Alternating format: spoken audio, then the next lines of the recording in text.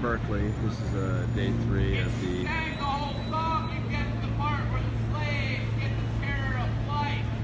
day 3 of the protest here at Berkeley. This guy is the most vocal at the moment. You look around the courtyard. Across the way, we got police here. We got police down this way. They've got a staging area over here. And so I'm gonna go talk to this guy. My version is, oh say, can you see the mushroom cloud rise over Hiroshima while this... Oh, come on. May I? No? You want to film that? Sure. You can film that. What do you think about the racist national anthem? Do you sing it? Talk about the third verse? Do you sing it? Well, I know it. I don't have to read it. No. Okay, no. Sing it. Oh, I'm not here to No sing. refuge could save. Come on, what's next? You can say it. Well, if you're on the stage here, You can say it. Sure. No refuge will save the slave from the grave. It's something to that effect. Something like that. Yeah. Something like that. You should memorize it. It's really good. No refuge could save the hireling and slave from the terror of flight, or the gloom of the grave, and the star-spangled banner in triumph doth wave, or the land that spreads fear, so we'll steal what we crave. I really don't want you filming me, all right? Okay. Please don't film me or be a Nazi. Right. Here, Someone okay. asks you to stop and you keep doing it. That's because you're a You Nazi. can't see.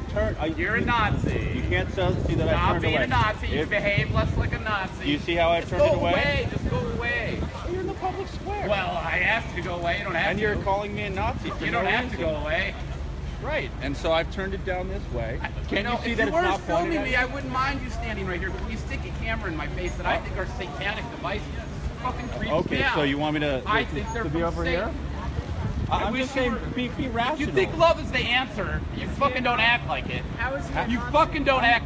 I'm not Love is the pointing it answer. at I you. asked him over and over again, stop putting the camera in my face. And it's not pointed at you, Makes you a man. hypocritical Nazi. It's not you. It's not pointed at you. We can hug it out, man. Dude, you're I'm not freaking not for love. I'm Nazi love. You're not for love.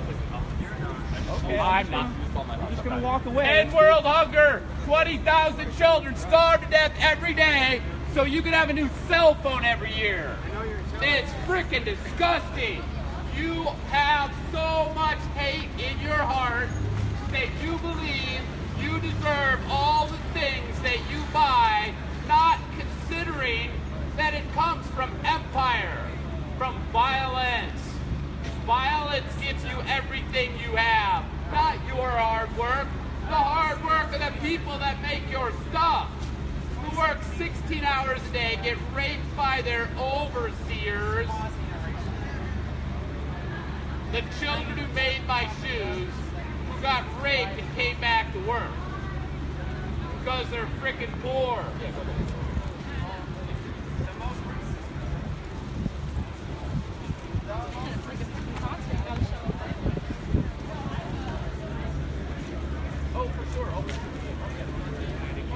So over here we have the left-right dialogue, talk across the divide, empathy tent, free speech, empathy, and dialogue. Doing here. So I'm not sure what the process is here, but it looks like they've got some people with T-shirts that are facilitating the dialogue. We've got some ACLU people. Anyhow, the Joey Gibson / bass stick man Kyle Chapman thing is supposed to start at 2, so things aren't really going to start going for a bit. Just wanted to give everyone a glimpse of what's going on here. There's police presence over here by the subway. For here. Okay, well I guess they're just selling food over here. Hey, how you doing? I thought maybe you were another empathy tent, but you're just selling food. We're showing empathy for ugly fruits and veggies here. Okay. We're a food waste recovery program. We're taking all the ugly fruits and veggies that farmers are having a hard time selling. All right, well, I'm live, so should I turn this away or turn it on? Keep it on us. Why Yeah, not? all right, tell me about it. Yeah, so Imperfect Produce, it's a 2-year-old company founded here in Emeryville, focused on reducing food waste. Today we're tabling, trying to get people on board, helping people, get ugly fruits and veggies delivered right to their door. Have you heard of HR 644, otherwise known as the Fighting Hunger Incentive? I haven't. They've changed the number on it now, but basically it's a program that they tried to pass through a couple of years ago, which was designed to give tax incentives to farmers to pay for truck drivers to pick up the food waste and bring it to churches, synagogues, and other homeless shelters where it could be given to people in need. Now it got gutted and it became a trade and tariff bill because they combine a bunch of these things, and then finally they removed the original point of the bill, which was to fight hunger. So this is the state the world's in. But look that one up, Fighting Hunger Incentive. Who knows? One day maybe they'll push it. But what would you consider an ugly food? So I would consider no fruits ugly, but unfortunately our general consumers are seeing things that are too small, maybe too big, not symmetrical.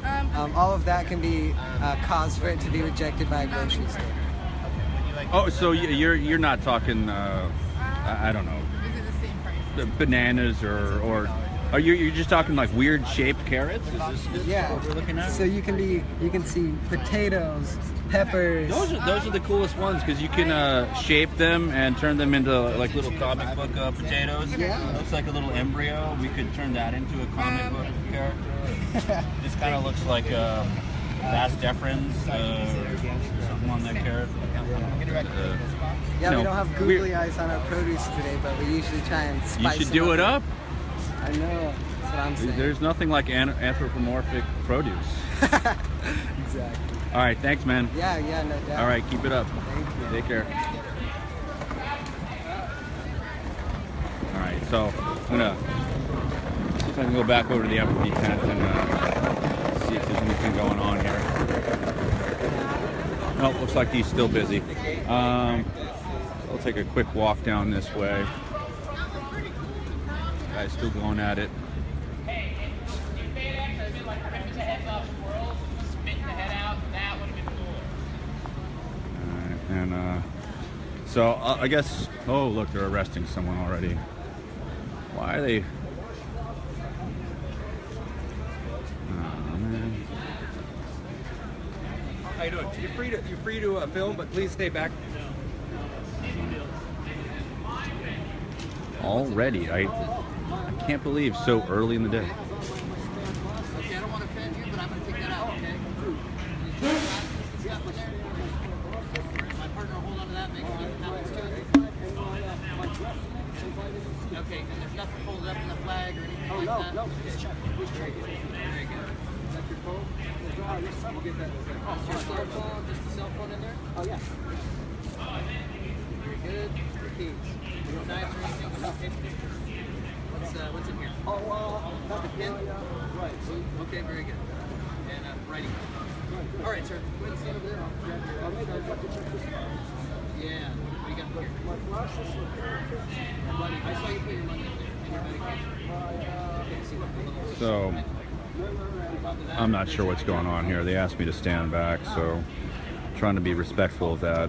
I'm not sure exactly what transpired. It looks like they're letting him go. Yes, sir. We appreciate your cooperation. Oh, wow. Right, 5, 4, 4, 8, 5, 7, 9.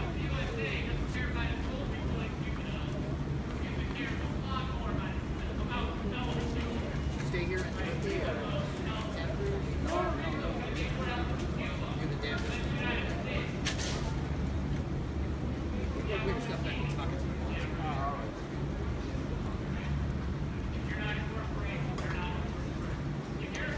So again, we're here at University of California, Berkeley, UC Berkeley, It's day 3 of the Free Speech Week.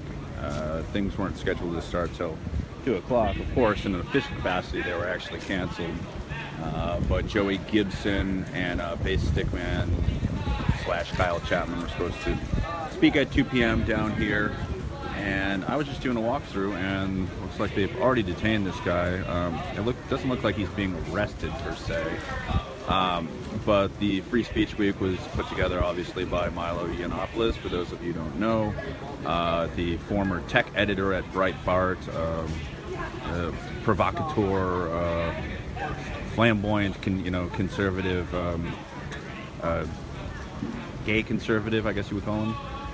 And so he had applied to officially speak at UC Berkeley here, and filed the paperwork and apparently the check for the event late. So it seems to me that he didn't actually want to speak ever. And I've got this other guy down here who's yelling at the top of his lungs, but doesn't want anyone to hear him. Just curious, what is the name of your channel? It's Rod Weber, that's my name. So I'm on Facebook currently, so it'd be RDWEBBER. You can see that it's usually I post them up on YouTube too. Alright. Remember seeing you yesterday. What's your name? Dustin. Dustin? Yeah. Or it's Sunday, right? One of the days. Yeah, It's all merged into. I was present for. We had a discussion about post-structuralism. Yes, right. There's been a bunch of those, but actually I was just doing a walkthrough, and I didn't really think anything would be happening. Today? Yeah. Well, no, I mean I knew it was happening at 2. I didn't think someone would be arrested so early. Someone's already been arrested. Or I guess they were detaining him. I guess they just let him go. As I was turned away. Where the hell he just went? He was right over here. Yeah, that's what I was watching right here. I don't know. They pulled some stuff out of his pocket. Looked like it was going to be a full-on arrest, and. Do you know what the impetus was? Well, that's what I was waiting to ask him. Hey, I guess I just missed him. It's all good. I mean, I'm sure there'll be plenty more things like this at 2 p.m. Yes. Yeah. So, we've had 45 minutes, something like that. We're that close already? Yep. It's 1:17 right now. BAM's been here since, 3 BAM members have been here since 11. Where are they at? They're located at the fountain. The tent? What? The tent, you said? No, there's no tent. It's just, I just didn't know what you said. by any means necessary. And those members, or some members of that group, have been here since 11. Right, no, but I'm saying, since I'm not familiar with the area, where did you say they were? Oh, they're at that fountain right over there. They're the majority. If you see white T-shirts, black hats, that seems to be the uniform they're donning today. It's not across the board. A couple of them aren't, but that's how you can recognize some of them. Right on. Right on. Rod? Yeah. Beautiful. And it was, once again? Dustin. Dustin, that's right. Okay. I'll see you around. All right, sounds good. One last thing. Absolutely. They're probably shy of the camera, am I correct? It all depends on how you frame yourself and frame the discussion. If they perceive you as antagonistic, there's a possibility. Depending that's on always the case, no matter who they are. But if you frame yourself as sympathetic to their cause, they probably won't. I've seen some of the cameras on them and them having discussions. I'm really surprised that this guy's yelling so loudly, but he was upset when I came over with the camera. Like, well, you're here to get your message out, right, man? He also doesn't seem particularly sane. Yeah, no, that will. So, touche. The contradiction. Yeah. Good point. So. All right, well, you gonna go try and talk to them? Oh, I don't know. I'm just gonna kind of walk through, and we'll see. This guy, and there are others down the other direction, or? So right now I only see, the fellow in the white shirt. Right. I saw you on Billy's live stream yesterday.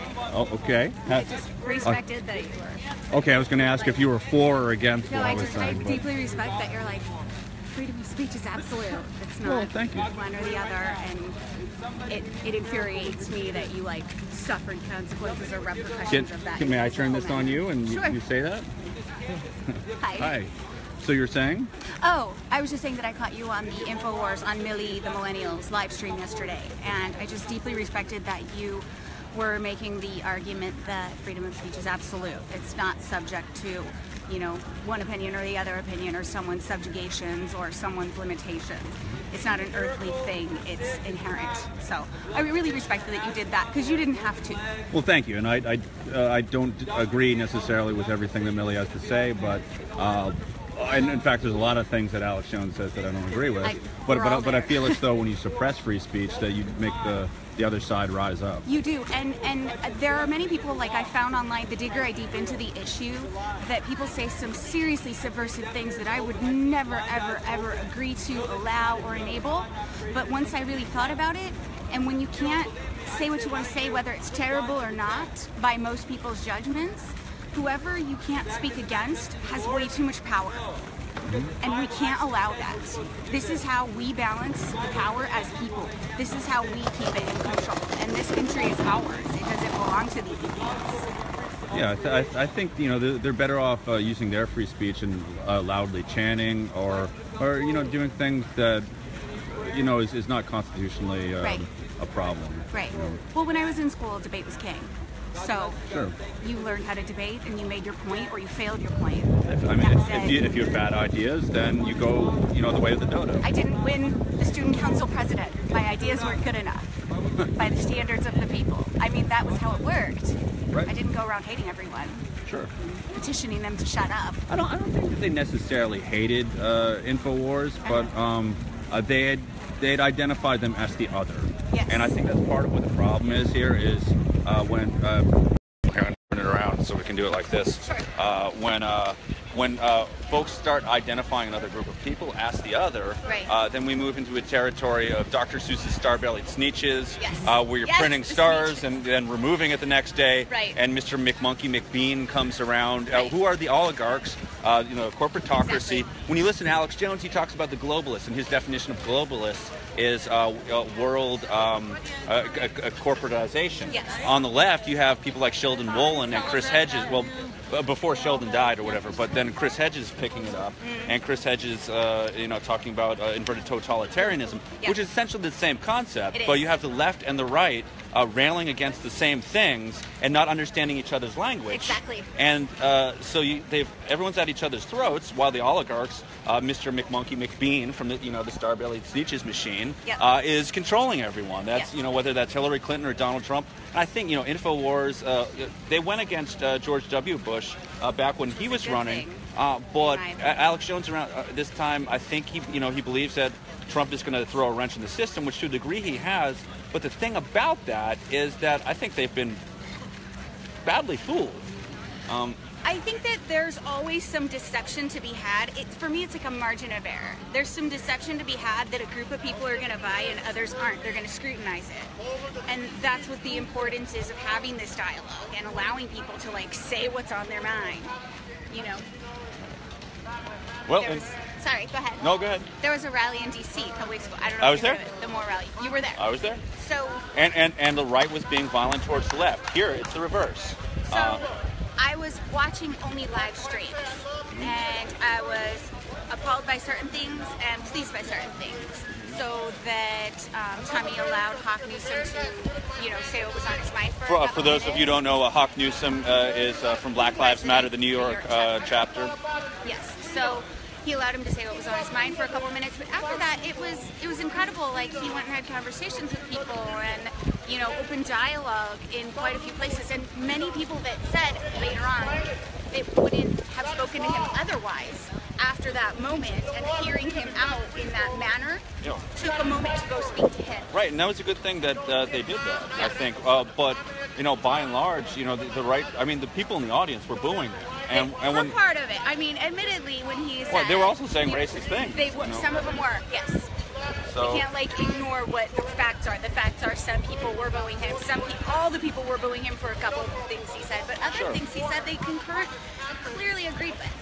Well, things like, we're all Americans. That's easy for everyone to cheer. It is, but I mean, that he, you know, at the end of his speech when he said, you know, we're not going to, like, achieve what we want to achieve as Americans by being divided and picking at each other. Right, of course. We're going to get it done and get rid of our dirty politicians by going there together and accomplishing it together. Now my arm's tired, but thought. But to to me that was really profound, because working together is critical to our success as a nation. We can't do this pick, peck, and delineating who's bad and who's good, and it's all the same narrative just flipped in reverse, like two mirror images looking at each other.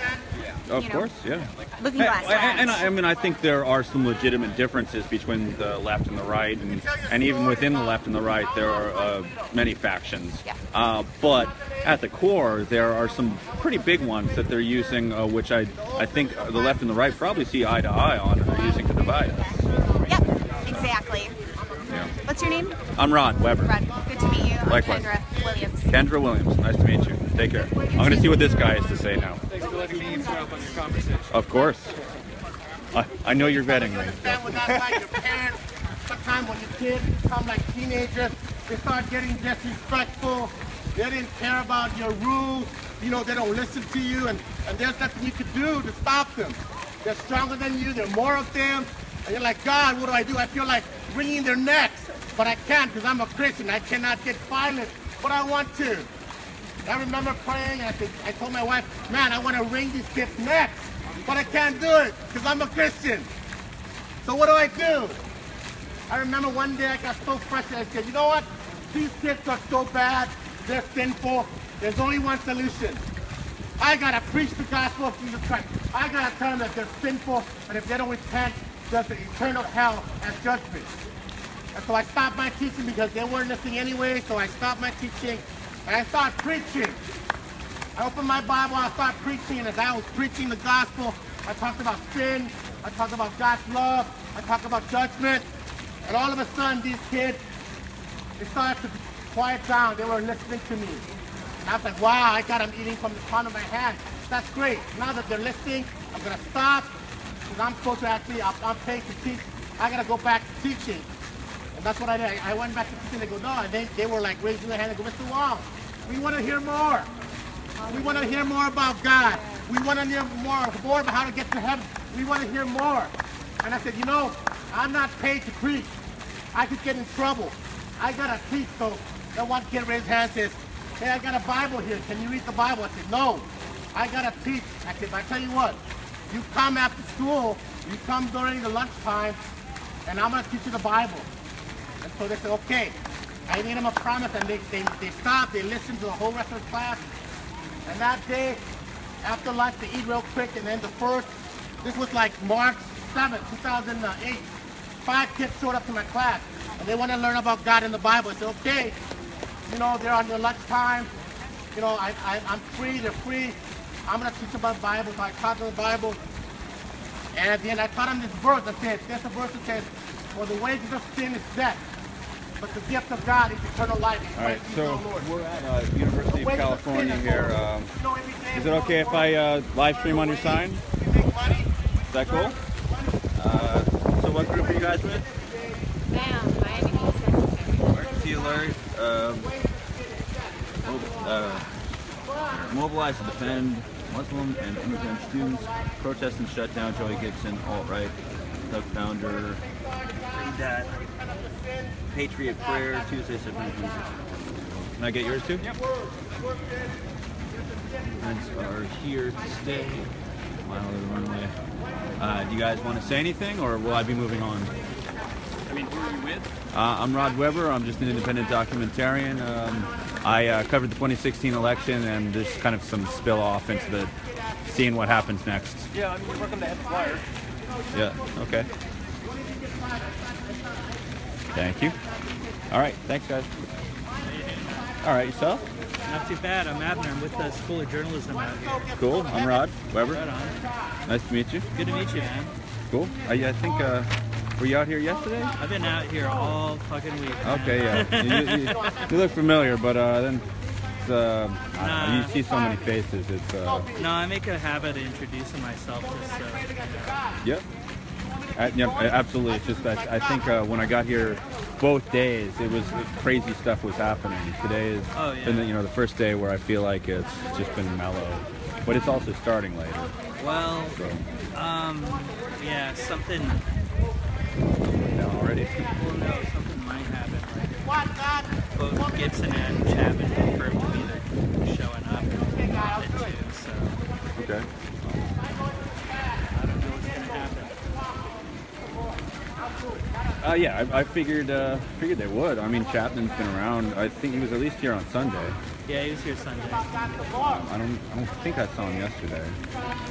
I don't think so. I don't think he was here yesterday. He had the yellow shirt on Sunday. Yeah. But, Well, is there anything else of interest around here?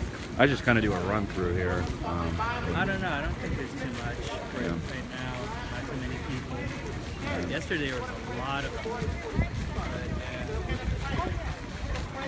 Get her right here. But All right, man. Well, all right, yeah, it's good talking to you. Yeah. I like the shirt, by the way. If you feel like you want to. We'll do. You too. All right, so. So it's pretty mellow today here at UC Berkeley. You can see there's a lot of students out here kind of just chilling out. I'm not sure if they're actually listening to this guy. 30 kids but showed up. 30 kids. They ate their lunch real quick. They came. 30 kids came. This guy came and he gave his testimony. And it was an amazing testimony how he rejected God. He was into women. He was into drugs. And one day he had no money. He was in an apartment in the wintertime in New York. He had no money, he had no food. And then he saw all of a sudden he cried out to God, God, help me. You know, and God helped him. He started going to church. He started changing his life, you know. So he told this story to the kids. So, and then he stopped. Obviously, oh, look at this. So again, we're at UC Berkeley. That guy's obviously preaching a little gospel. We can see the police are mobilizing, coming down the steps. Pretty large numbers. They're already out in large numbers out on the street and waving to me.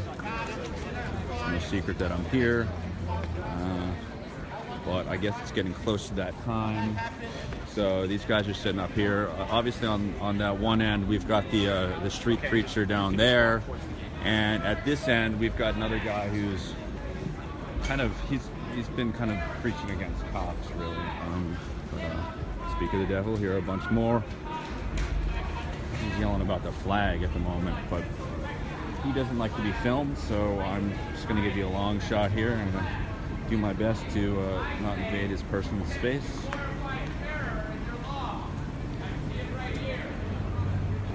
It's kind of down that way, but the red hat down there.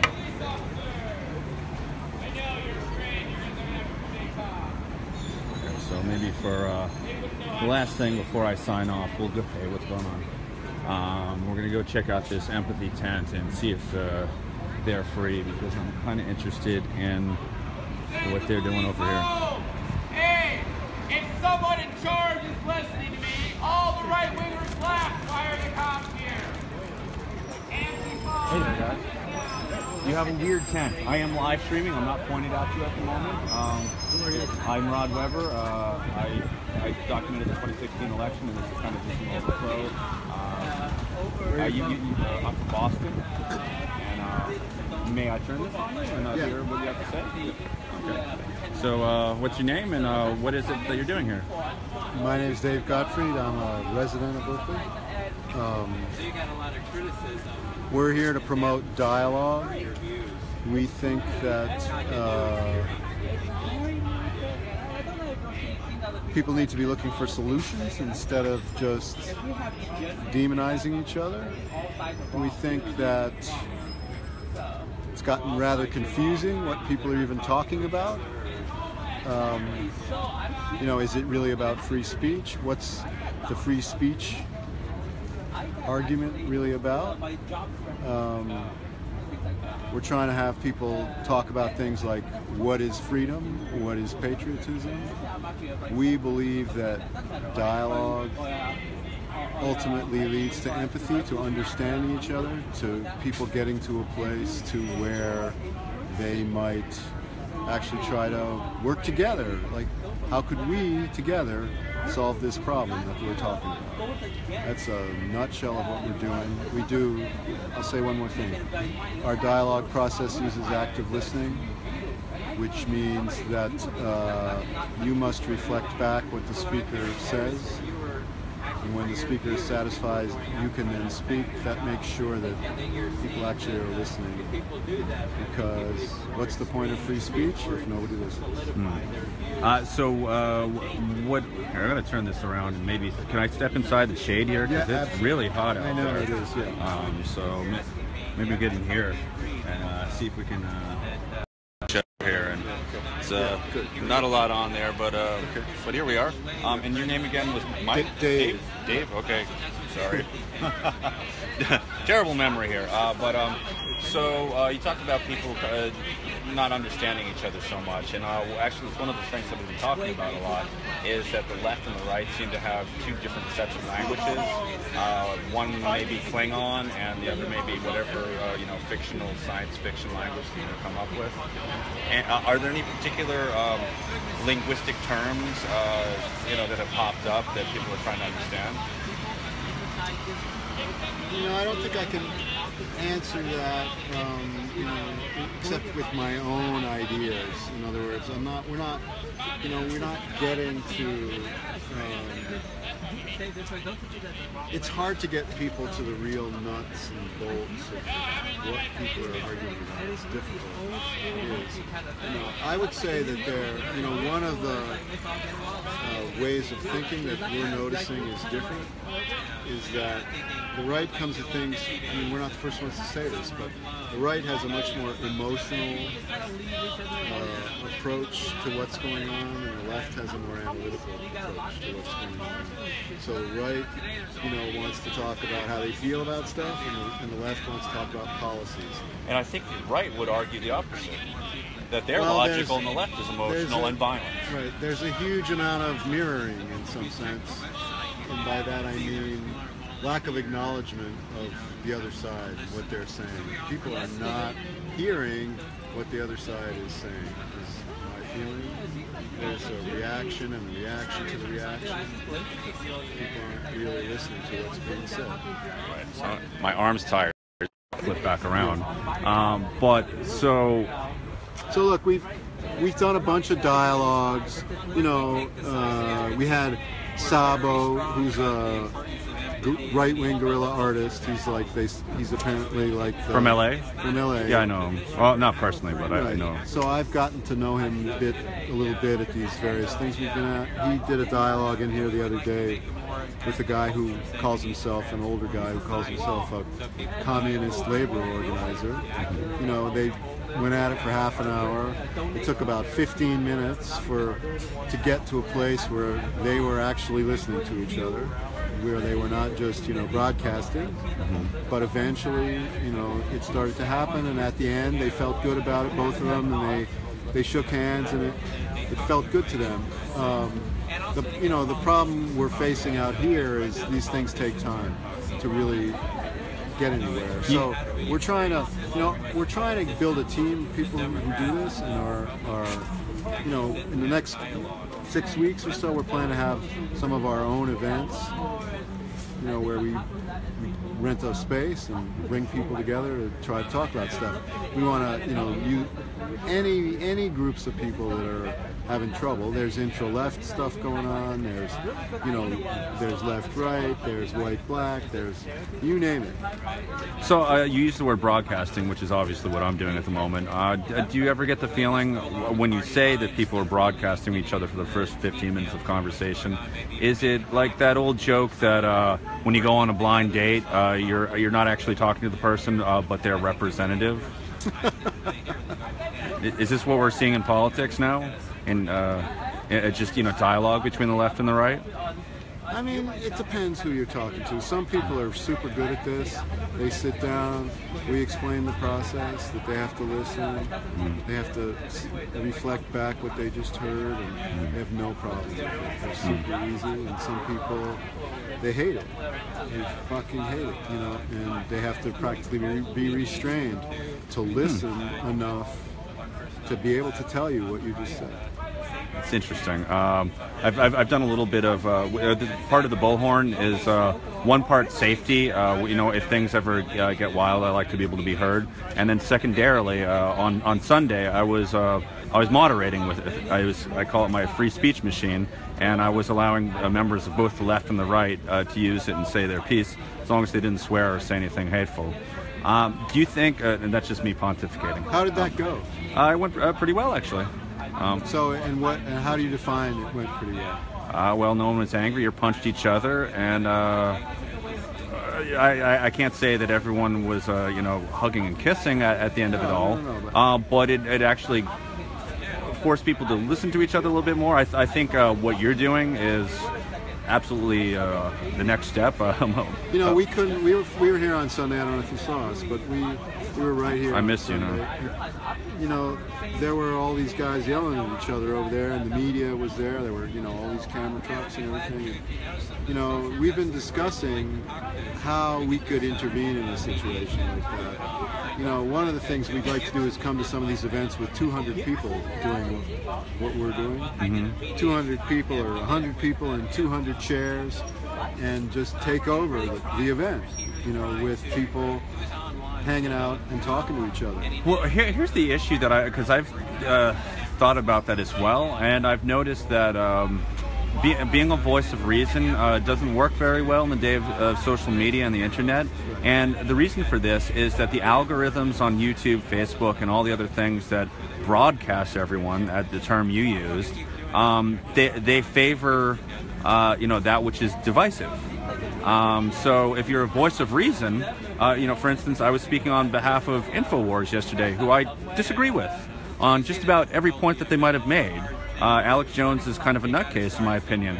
But the left were making a wall around one of the InfoWars reporters, Millie Weaver, and I said that, you're just making their case. You're helping them out by not allowing her to, do her First Amendment duties of, being a reporter. And, there should be freedom of the press. And I realize that you're not the state, so you're not officially oppressing her. That said, you're behaving like the state. You're behaving like police officers. And if you just, let her walk around, she'd get bored and go home. Well, the interest, there are so many dimensions to all this, because I already heard about that from somebody who thought it was great, the way that was handled. Well, and people have been upset at me on both sides because of what I did. Right, look, people get mad at us. They tell us we're enabling neo-Nazis, we're enabling the worst behavior. This guy was calling me a Nazi earlier. Yeah, you have to do what you think is right. Some of the people, some of the players. Part of the problem we've got is that there's a lot of people who are making a living, including the media, out of the polarization, and those people have no incentive. I want to get a little more in the shade. Those people have no incentive to do anything. You want to sit? Sure. Those people have no incentive. I gotta just greet. Yeah, of course. One of my people. Sure, just give me a sec. Who's almost. Oh, okay. Sure. Dave. Welcome. We couldn't be inside.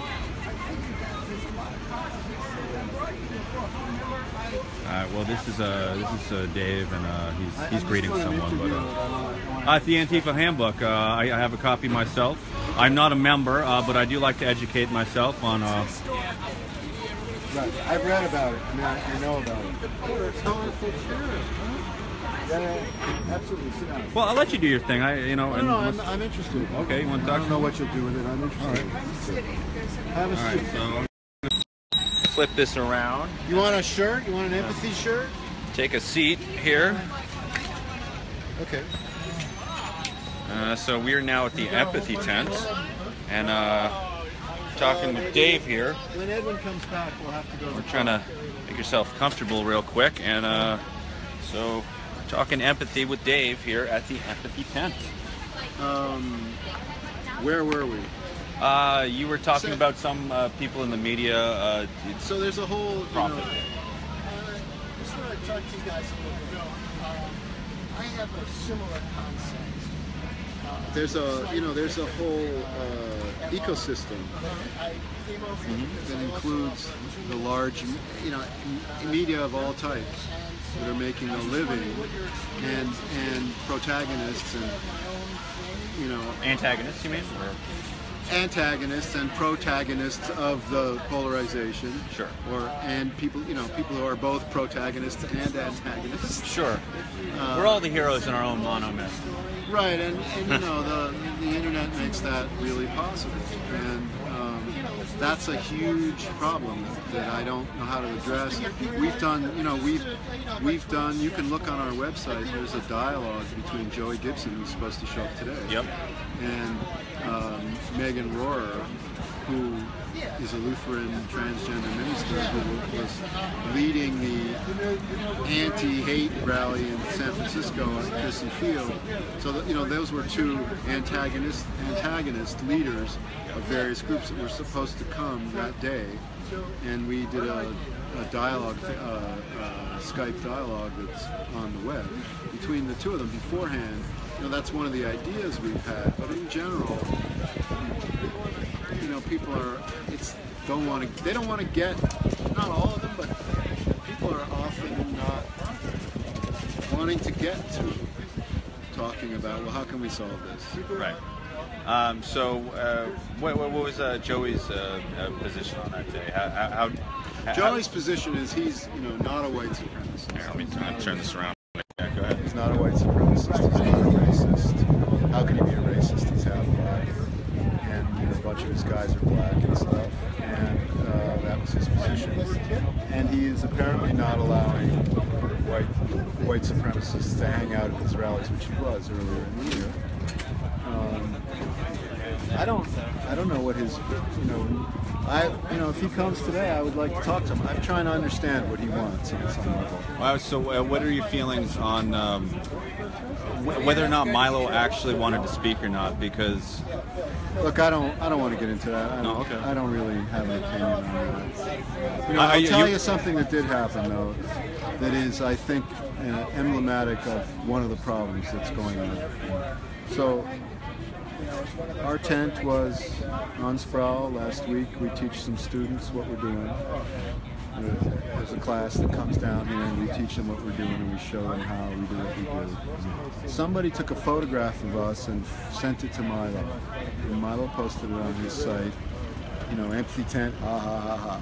And then, within a couple hours, there are 2,000 posts making fun of us. It's a sort of a pylon of, libtards,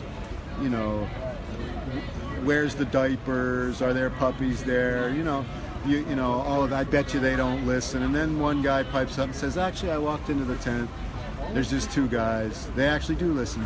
But the point I'm trying to make is there is an online culture that somebody, Milo's the head troll of them all, apparently, that is, really alienating people. And there's no way to, what I'm starting to realize is going on is similar to what goes on with global warming or what used to go on with cigarettes or something. It's like, you identify a problem, you think it's real, whatever it is, it's racism, it's sexism, it's whatever you want. Somebody else says, no, it's not happening. So we spend all our time talking about whether it's happening or not.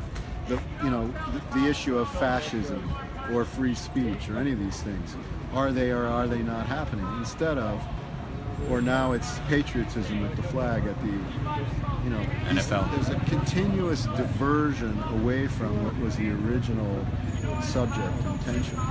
And I think that's a fascist type of technique. Now, are all the people who do that stuff fascists? Of course not. Is everybody who supports any of that stuff a fascist? Do they think of it as fascism? No. But, this stuff all needs to be talked about. People need to be able to acknowledge, when somebody says, I'm a black guy, and I get pulled over all the time, the answer can't be, well, there's no systemic racism. That doesn't do anything to address that. So that person gets mad, and eventually he says, I'm not going to listen to you anymore. Right. Fuck you. You're just privileged and you don't understand. And then the privileged guy says, well, you're not going to listen to me anymore. Now you're intolerant. That's the dynamic that I see is going on. So there's a reaction, a counter-reaction, and pretty soon we're somewhere else. It's good stuff. You have some insight. You haven't heard this before? I've heard it many times, but there's not many people who are willing to speak on camera about it. People pick sides, and so obviously when I have private conversations, I've heard this many times before, but people are afraid to say this in front of a camera. Well, you know, I think we people make fun of us, like on Milo. It's like another, you know, libtard safe space. And we say it's not a safe space, it's a dangerous space. You can say whatever you want. The only condition is you have to listen. If you're in a dialogue, you have to listen. You can say whatever the fuck you want. And that goes for me too. I have the right, I'm here, I'm a person, I'm not a priest. You know, I'm not pretending to be a priest. I'm just a human out here trying to be constructive. And you know, I have opinions, I'll tell you what they are. That doesn't mean I can't facilitate a dialogue and be neutral in a dialogue. And that doesn't mean that I have all the answers or that I can't change my mind. You know, the question is, how do we get people to be constructive in the face of all this? How can we get to a place where we're trying to solve the problems that you know, if Milo has a problem, you know, with whatever it is, let's talk about that problem. Let's talk about what the solution is to that problem for Ben Shapiro. Ben Shapiro comes here and he says, I didn't hear what he said here, but I watched a whole bunch of his things, you know. He starts right off with, I don't care about your feelings, which is his way of saying, you know, feelings aren't data.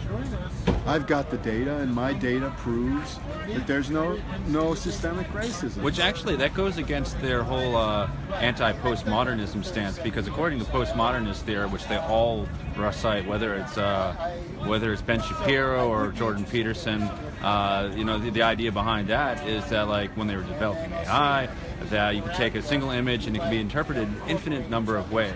And therefore, the only reason that anyone makes any interpretation of anything is a power grab. It is to ascend to power, to give yourself some kind of advantage. So that actually, so you're saying I'm interpreting the data because I know the data best. It's actually at odds. Science. Right. It's actually at odds with their own philosophy, which is interesting. Well, is that their philosophy, or is that just a tool? I should say that they're very anti-postmodernism, and that's the in their belief. That's but it's right, because everything is relative. Right. Mm-hmm. Right? It's Alan Bloom's argument. Mm-hmm. It's the Rorschach test thing. And also, I think, you know, my feeling is, you know, the left, social justice, feminist people like that have decided, look, you know, we've talked about these problems for a long time, and people tell us they're not happening, it's all in our minds. So we're tired of talking about it and telling people what's happening. You know, to the people that don't want to take it in, we are not gonna play that game anymore. We're just not gonna listen to you. You're white. You're a white male. You don't have the experience. You don't know what I'm talking about. I'm not going to listen to you. The problem with that, you know, I think that's a problem. Ultimately, I understand why they're doing it. I understand why they're doing that. But you know, there are infinite divisions we can categorize and subcategorize, and ultimately nobody can say anything because nobody has any right to say anything because they're not the right category. And you know, I think that. I understand it was an attempt to appropriate power, and it comes from Foucault, basically, which is what we're talking about. Oh yeah, but you know your stuff. I mean, I know that that's where it comes from. I haven't read any of it, but so I think, you know, and now we've got the reaction to that, which is they're trying to shut us down. You know, and if you're a 20-year-old white kid, I have a 20-year-old white kid who's a student, you know, in New York City, you know. My niece was lecturing me on how I can't say what I'm saying when I was talking about the tent because I'm a white guy, I don't know what I'm talking about. And he said to me, my son said to me, yeah, well, my black friends would say she can't talk because she's a white woman. What right does she have to have any opinions about, we were talking about race or whatever we were talking about. It's endless, this doesn't work. I think people don't listen to what the other people are, I think there's a lack of empathy. We think there's a lack of empathy. That's why we're here. I would tend to agree. I saw you earlier, and I kept coming over, and I didn't want to interrupt anymore.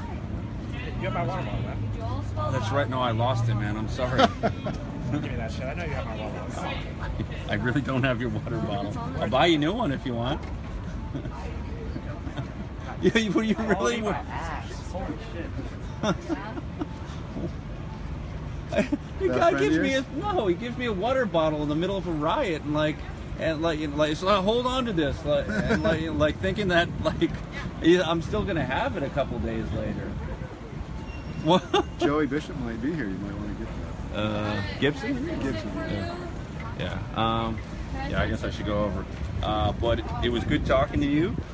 Someone's commented on here they'd love to see a documentary about you, and you're great. So, which I agree. Oh, so you're live streaming? I am. Yeah. Will you tell me how I can watch it? See here's our. See exactly. Yeah, come on over. See this is the tent about crossing the left and the right. Yeah. This is a. You're a bass stickman, right? No. I'm Ben Berkeley, but I got hit with some sticks. Like him. I do. Yeah, he's a friend of mine. How you doing? Good. How are you? So we're all about dialogue. Yeah. No, I'm familiar. That's what we need. That's what we need. Edwin's been talking to Joey. We need more dialogue. It's all, again, I can be conservative. Let me ask you a question. Yeah. What's going on with What's the matter with our tent? spelled dialogue wrong. Uh-oh. No, we didn't. GUE. There's no Yeah. UE. Yes, there is. It's just the end of it has a UE at the end. There is. If you look it up look it up. Is there a different spelling? Somebody told me that the other day, and I looked it up.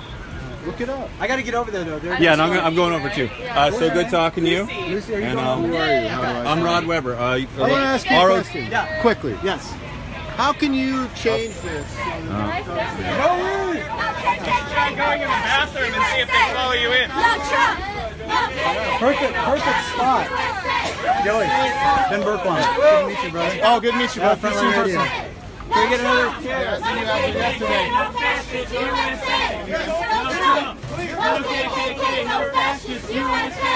So who would like an empathy circle with Joey Gibson? Who would like that dialogue with Joey?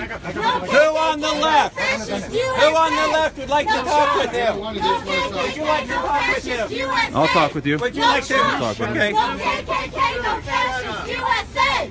No Trump! No KKK! So in this process, so we use a little bit of, we call it something called an empathy circle. So we use active listening in this process. Are you familiar with that process? I am. I was just here. I was talking to Dave for a minute. So we can be heard. I'll let you use this. We'll go back and forth. Quiet down, everybody. okay. Well, thank you. I appreciate that. Hey, we got a gentleman right here that wants to speak. Wants to have a conversation. So we want to start with you get 3. What are you gonna do? Okay, Hey, guys. so this is the empathy circle. So in the empathy circle, everyone gets a chance to be heard to their satisfaction. So we have here, what's your name? Rod Weber. Rod Weber. And here we have, what's your name? Joey Gibson. So we want to offer empathy and listening and dialogue between both sides. So what we do in this process is everybody gets to be heard to their satisfaction. So everybody has up to 3 minutes to speak. The other person will reflect back their understanding of what they're hearing the person say to their satisfaction. Is that agreed? Does that work for you? And you know the process. You've done it before. So you can start, and you can maybe start with me, and then I'll reflect back just to model it. Sure. Okay. So real quick. Hi, Joey. I don't really know a lot about you, so I guess I'll really just start about who I am. So I'm Rod Weber. I'm a documentary filmmaker from Boston. People generally describe me as left-leaning, although a lot of the people on the left describe me as right-leaning. Moderate. Well, no, I would not say moderate. I'd say when you're in the heat of the fire and you've been to hundreds of these political events, you develop a different kind of, you're a free thinker at that point. Okay, so what we do with this process, you'll take a pause, and then the person reflects back their understanding to your satisfaction. So Joey, what did you hear? What was your name again? Rod Weber. Rod. What did you hear Rod say? And a push. He said that he's not a robot. He's a free thinker. He doesn't believe in labels, is what I think he's trying to say. Yep. Yes. Okay. Absolutely. So, can you tell me, since I really don't know a lot about you, can you tell me about you? My name is Joey Gibson. I'm the founder of Prayer, and I'm going around on the West Coast trying to promote free speech, freedom, truth, and try to bring light into some of the darkest areas on the West Coast. I believe that no politician can fix our problems that we have at a cultural level. That's who I am. If you reflect back your understanding, and just reflect back your understanding of what you heard Joey say. It sounds like you're trying to gain understanding as well, which is why you came to the empathy tent. And I was actually just, when you came over, I was talking to Dave here from the empathy tent, and that's part of what I do, is trying to create dialogue between the left and the right. That's why I bring the megaphone, so that we can be heard back and forth and have an actual dialogue. So did you feel heard? You feel heard? I guess one thing that Dave was saying about you, and this is about the only thing that I really know, is that people have complained that you're a white supremacist, and I can see that you're not white, and he says that he said you're not white. Can you tell me more of why this comes up as an issue? So there's two issues with the white supremacy. Number one, there's a lot of people who try to use it for their own political gain. Okay. One of the problems is that we've had white supremacists. We've had a Nazi show up before. You can't point towards the. And so because people showed up to a march or a rally and we've kicked them out, that's what they blame me for. But I don't care about the color of your skin. I don't care. I care about what's on the inside. I am a Christian. I follow Jesus. I believe Jesus loves everybody, regardless of the color of their skin, their gender, their sexuality. None of that matters to Jesus. Okay, what matters is who you are, what's on the inside. These people have no argument. That's why they just yell and they scream, and all they can say is racist and fascist. That's all they have. What did you hear him say? So what I was hearing you say is that people are wrong about calling you white supremacist, and again, because you're not white, and you just want open dialogue. And also you're a Christian. And you're a Christian, yes. Is there more? Did you get it, or is there more? That's good enough. That's enough. Sure. So did you have a question for me, or just whatever's on your mind? Okay. I am from Boston, and so I was at the Boston Free Speech Rally, which was a week after Charlottesville, and I interviewed the event organizers here, and I think it was an event not unlike what's going on here, and everyone is being accused of being a Nazi or a white supremacist, which I didn't think was accurate. That said, they did invite a Holocaust denier and Gavin McInnes, who is pretty anti-Semitic. And, what are you guys assaulting me for? Hey! I've got everything on camera. You better Hey, back off now. be nice. Back off. Be nice. What's going on? No violence today. Empathy. No violence today. Empathy. Dialogue. So I wasn't quite. Let's hold on. Guys, calm down. Calm down.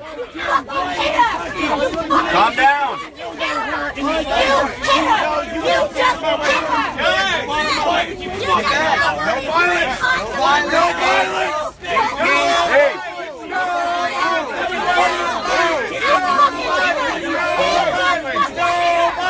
Help us calm it down. You got it? Hey, I want to get through this day with no violence. You got it? Hey guys, can we calm down? Can we calm down? Do we need violence? Hey, I know BAM loves violence. BAM believes in violence, but we don't. We believe in peace. We believe in love. Give that. Hey, give that. Give that. Can you calm down? Can you calm down? We don't want violence, guys. You just fucking hit her! I didn't touch it! Got it? Dialogue.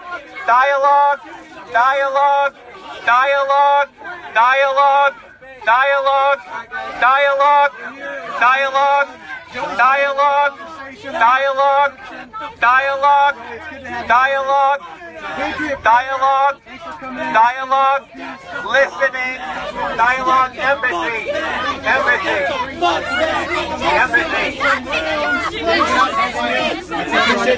Yeah, sure. You want to continue? No, I don't think you should continue. No? No, we got it. Nazi scum! Off our street! Nazi So we're here in dialogue. How are you? What are you feeling? I'm fine. Again, we're here in Berkeley. Free speech.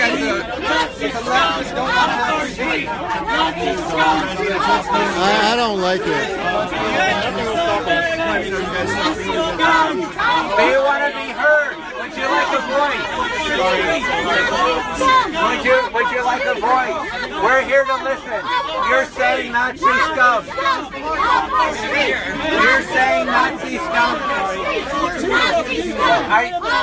You're saying Nazi scum. Are you feeling angry? Do you want to be heard? We could build bridges and they don't want that for whatever reason. When I say they, I mean bam. We're here to listen. We are here to listen. We are here to listen. You are saying Nazi scum, get off our street. Well, maybe we can just talk. So, I mean, because we don't need the megaphone. I just want to, understand with people. What was your name again, my man? I'm Rod Weber. Rod Weber, that's right. I seen you yesterday. I seen you yesterday in MLK Park. Not the crazy leftists that we see over here. I'm trying to find the. No, you're right. I'm trying to find the moderate. No, I'm trying to find the moderate liberals, or the ones that free thinking. They don't believe in all the social justice warrior crap. Well, that's what we need is free thinkers. Yeah, that's right. That's what I'm trying to find. That's what I want to bring that together. Right. See, they're afraid of this. Right. Of us coming together. Right. And uniting. And so the thing I was bringing up about the Boston rally, the reason they got in trouble with everyone is because they'd invited Gavin McInnes and like Augustus and Victor. And Augustus is no good. Well, Gavin's a good guy though. Right, not racist at all. But I'm saying that they get into this freedom of association thing, and I think that's why a lot of folks get in trouble. And so even people say about Kyle Chapman that he's a white nationalist. Yeah, he's not. Well, right. I'm just saying what people say. He believes that whites are, people are being biased towards whites. That's what he believes. So you've been willing to dialogue with us. We've done some mediations before. So how are you in dialogue? What's your kind of position on that, Rob? I think he's being pretty empathetic and he's discussing reasonably. Yeah. It's hard to really have a conversation in this context, but he's trying. I have a question. Why are they doing what they're doing? That's them. By any means necessary. They want to shut down anything they disagree with. And that's all. Is that all there is to it? Ask them. No, I'm asking you. You got to ask them. I will ask them and you. I want to hear what you think. They have an agenda that's beyond fighting racism. If you believe that all they care about is fighting racism, that's not true. They want to divide this country.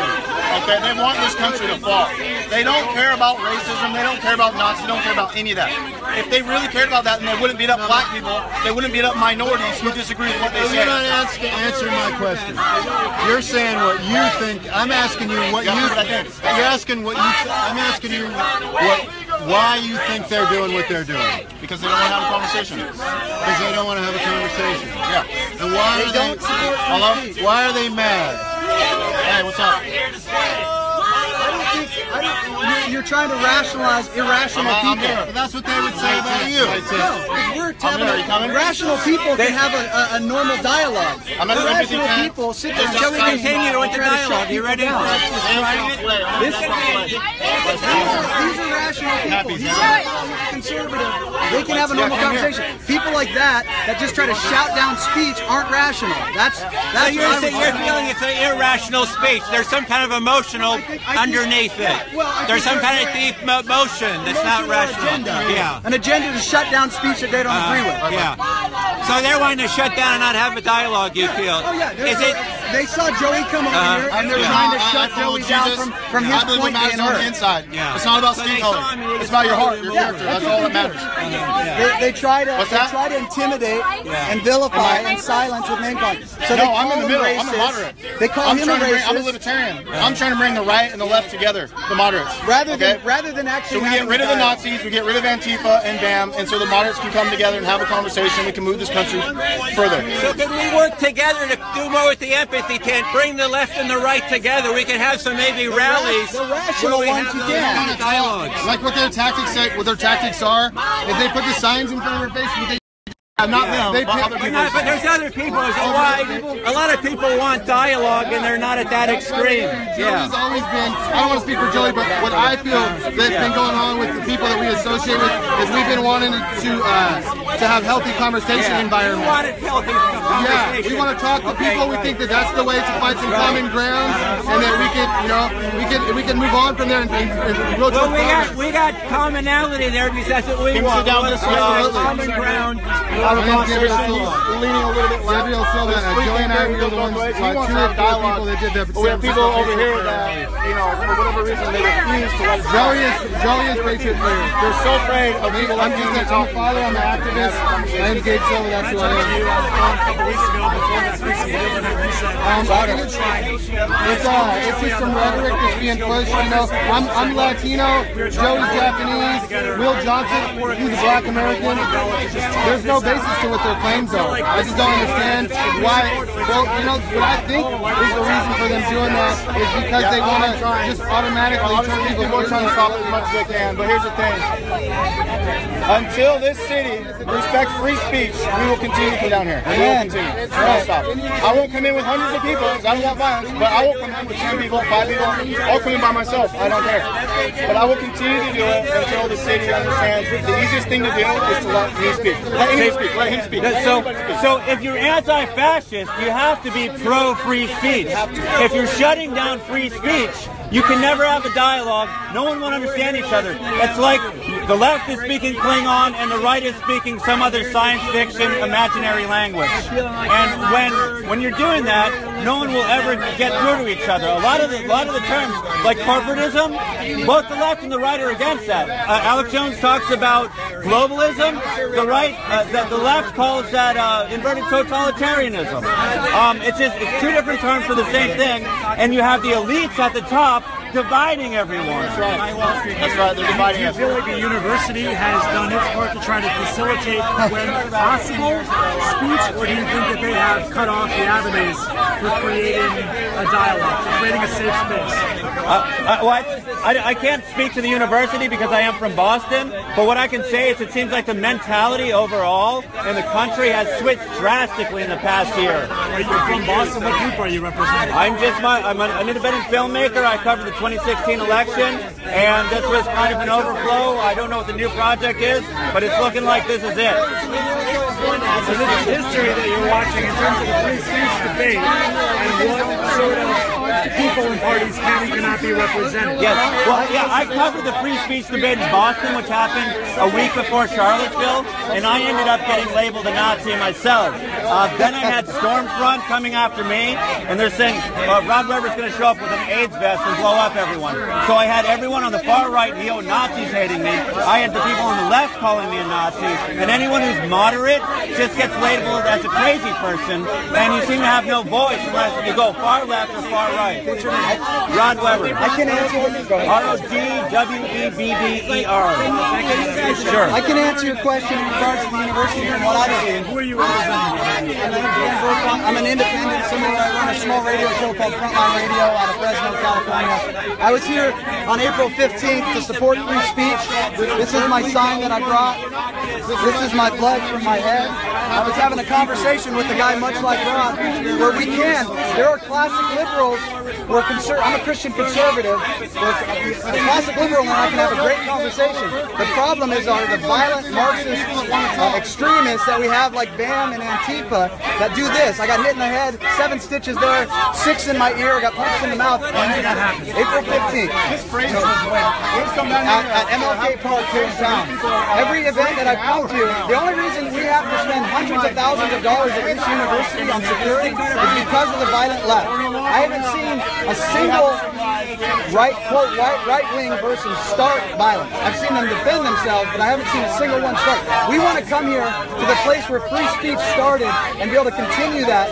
I would love having conversations with guys like Rob, but if you can't have them with Yvette and these other crazy, they're literally insane. I mean, they come across it like, I think they're pushing more of an agenda. I think they know exactly what they're doing. They're trying to shut down people together. All right. Create connection and understanding. All right.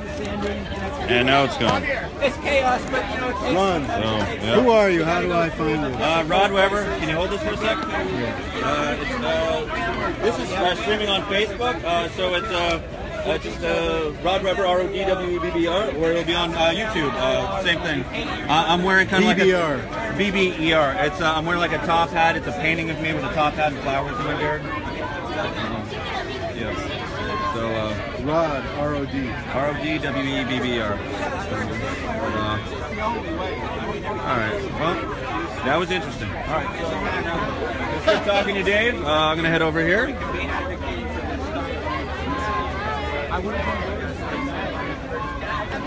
So, audit yours? Well, obviously, so we were just at the center of everything there with Joey Gibson. I guess I lost my sunglasses, but I will live. From the LA Times. I just wanted to get the spelling of your name. Sure, RODWEBBER. And wait, sorry, WEBBER, like Andrew Lloyd Webber. Yeah, I'm probably sure you have Phantom of the Opera. Right? When you feel You got depressed it. about something, how'd that go? You go talk to your friends. Well, it would have gone better if I got to the end of my first major question. The only questions we got through was just the getting to know you, who are you, so I told them I'm a filmmaker, documentarian, and all that. And by the time I actually started to make a comparison to the Boston rally, which I covered, we were totally shut down by everyone yelling. And so it sort of a failure in your mind. Well, I mean, it was a success in that we could look into each other's eyes and see that we wanted to communicate. I think that's a much better first step than shutting everyone down, making human walls like they were yesterday. And if you see InfoWars live stream, I'm the guy from the left protecting InfoWars. But I was out there, as much as I vehemently disagree with a lot of their positions, that I'm speaking on their behalf. Yeah. You know. Thanks, man. So, what's your name again? I'm Ben. I'm from the LA Times. Cool, What's cool. your just if I can call you back later. Sure. Sept. Oh, hold on. I'm on a live. Here, can you hold this for a sec? I don't want to say my my dialogue with them. So you just got to take the first step. You know, when you're in a conflict with your family, you don't say, "Hey, it's hopeless. Somebody told me this." So I had a quick question. Yesterday, yesterday, InfoWars was not allowed to record at one of the protests yesterday, bringing up questions of freedom of the press, bringing up questions of this largest question of freedom of speech and freedom of expression. How do you, as a documentary filmmaker, feel about the stifling of the press? I think it's insane, and I think it's helping InfoWars or anyone else that they block. You know, whether or not I mean, I don't agree with a lot of things InfoWars says, but I was out there to protect their freedom of speech and freedom of press, their First Amendment rights. Without dialogue, we have no understanding. We can't move forward. You know, free speech is a component to fighting fascism. So as long as you block free speech, we're going to live in a fascist world, like 1984, where one side is speaking Klingon, the other is speaking some other made-up imaginary science fiction language, and the two are saying the same things, they want the same thing, but you have ruling elite or oligarchs pulling the strings and making them hate each other and go at each other's throats. So I understand that a lot of people who are at these protests are cautious of the media because of this, of what's called doxing. Yep. But the Constitution protects our ability to film in public spaces. Do you feel that the media has sort of muddied the waters in terms of... my big question is, what is the responsibility of the media in situations like these? Well, I'm going to say, to be fair, film didn't exist at the time the Constitution was written. But that said, I get your point about the First Amendment. The media is it's driven by algorithms on YouTube, Facebook, and you know, other devices, which basically pushes higher on the feed things which are divisive. So I mean, if you get a lot of likes, you get a lot of hate, it'll go to the top of the feed. A lot of people will see it. If you're a voice of reason, no one hears what you have to say. Certainly, and obviously, as we've seen in the past days, that these algorithms can be tampered with by sponsored ads. It was recently came out that Russian, I actually don't know, but there was some sort of Russian party that was influencing these algorithms, paying for ads and sponsorships that increased religious division and political division in regards to Black Lives Matter, into regards to all the. What are your opinions on that? That's terrible, but I mean that's the inverted totalitarianism that we're moving towards. It's like that, corporate state pulling the strings on everything. This is what I was saying earlier. That I mean, when you can pay to play, then money equals speech. And so if you've got the money to pay for ads and your opinion gets higher in the feeds, then your point will get across. And it's rarely ever sensible. Certainly. Well, I wanted to ask one final thing. You mentioned that you were from Boston and you were at the peace rally there. Well, oh, hold on. We gotta go.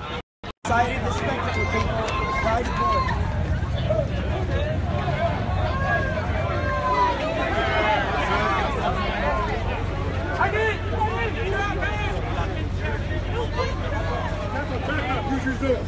Back up and use your Zoom. Thank you. Thank you. Hey, Joey's moving. Keep it peaceful, everyone.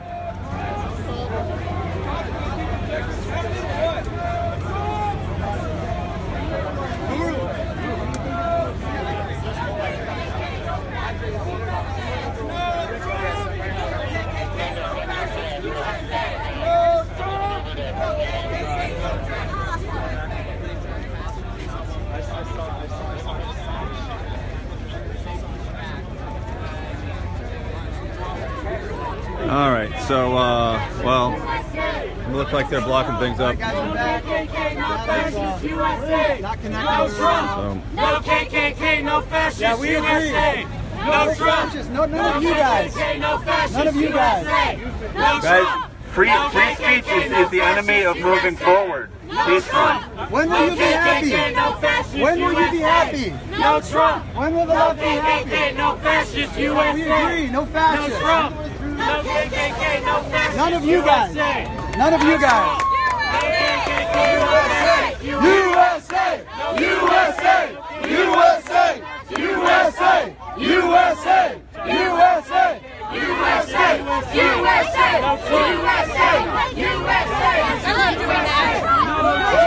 No KKK, no fascist USA! No Trump! No KKK, no fascist USA! No Trump! Tell me your name again, because I keep forgetting. Ben Berquam. Ben, say the last name? Berquam. BERGQUAM. Okay. Usually I have time to go check and watch the old videos, but like it's, I know, it's it's been crazy. crazy. Yeah. I got you.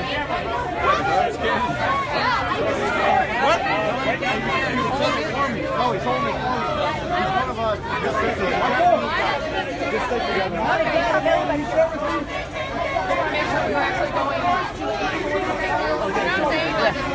No, it's one of those things,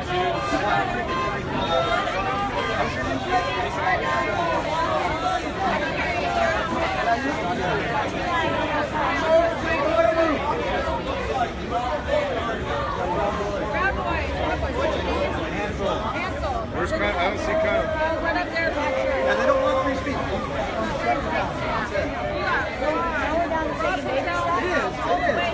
It is. They surround you. And once they get inside there, they start shooting you. They're trying to instigate Go you. for the fake Newtons. Yeah, anyone fake Newtons?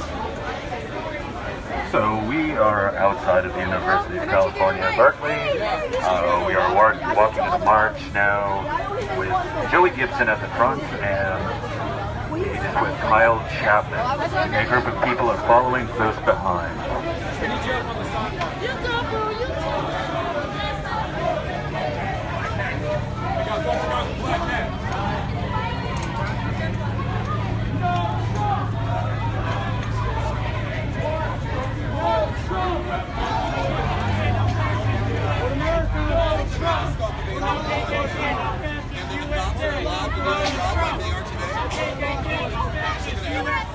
No Trump!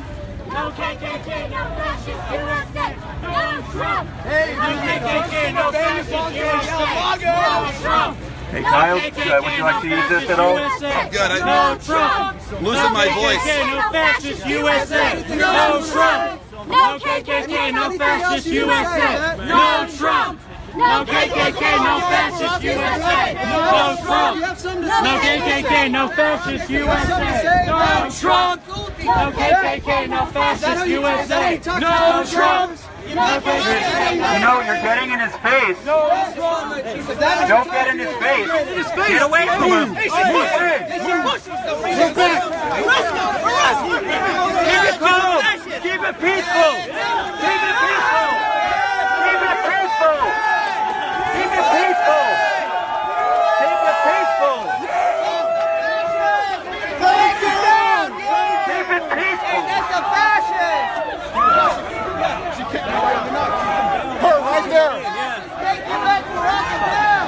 should kick him right in the nuts.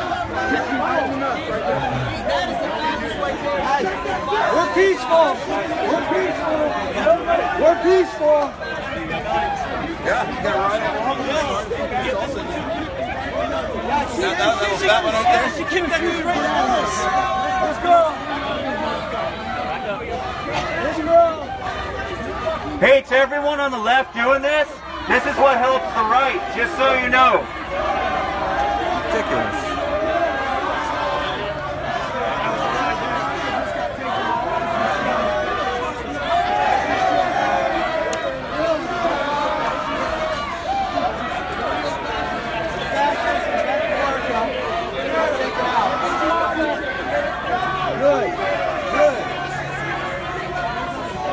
Good. Arrest her out. There she goes.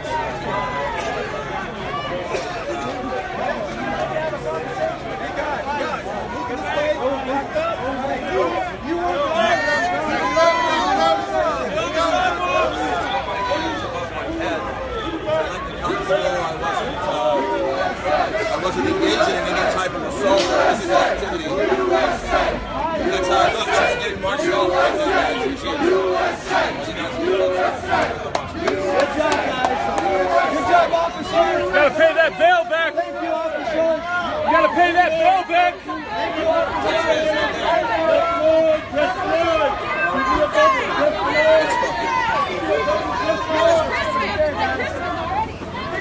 Take your ass to jail.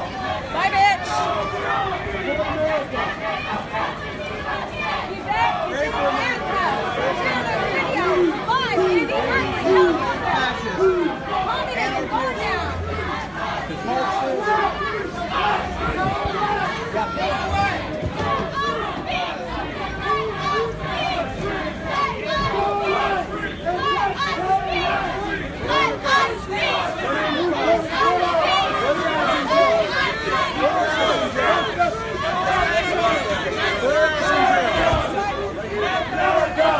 That's what she deserves, guys. Put her in jail. Like the fascist, violent Marxist that she is. Taken away. It's about time, guys. Now maybe we can walk in peace. Has anyone told you you look a lot like Kyle Chapman?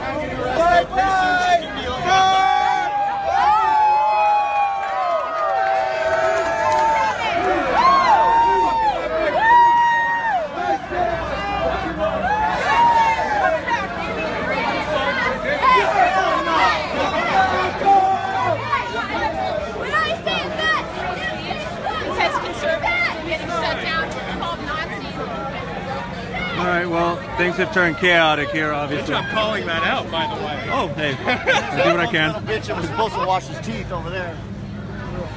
I'm not sure which part you mean, since I was calling out a lot. Oh, when you called out her pressing up against him with the sign? Oh, good, yeah, that was immediately followed by police action. Good, good.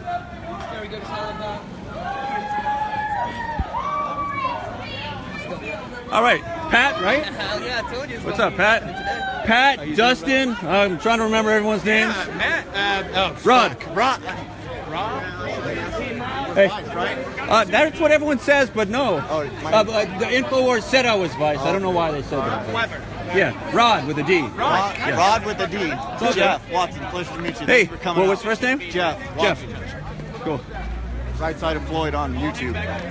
Cool, cool. I'll stay with him.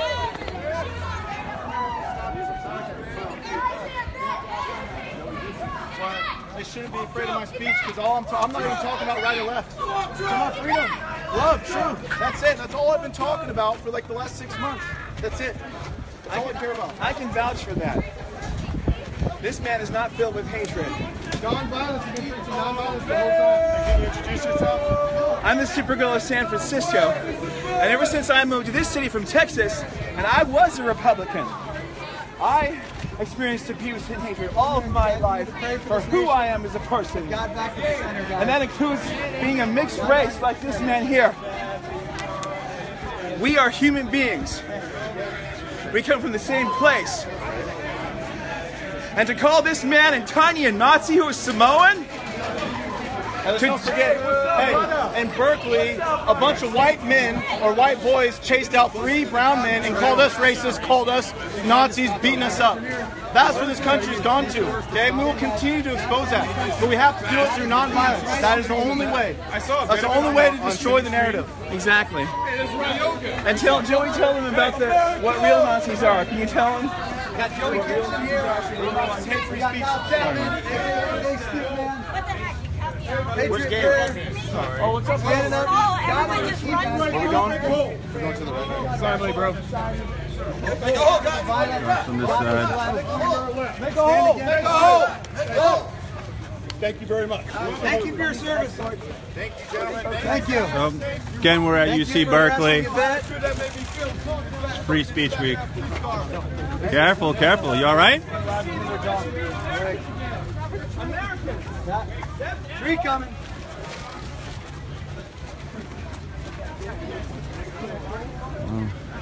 Big police presence here. Go red! Free speech! Dave, I'm following you. Dave, where are we going? We invite free speech back to Berkeley. Back to Berkeley. Hey, we're residential. I'm not commercial.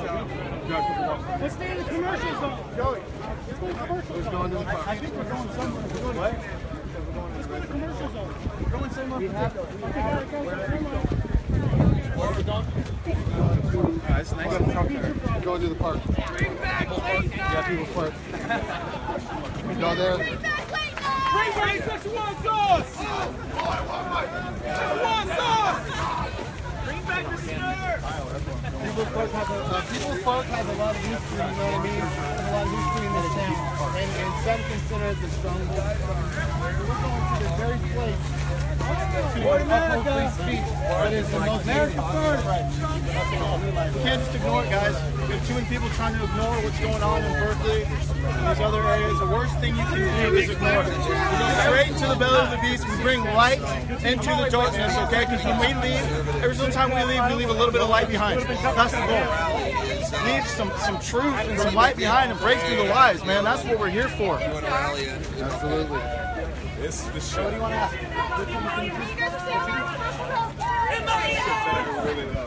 What's up, you guys? Free speech and light and love will prevail. Nothing's going to stop it ever. Let me tell you something. Nothing's going to ever stop it. Nothing can stop God. Go ahead. Tell it, Gabriel. Berkeley shuts down free speech. That's why we're here. We'll wait right here. Sit in.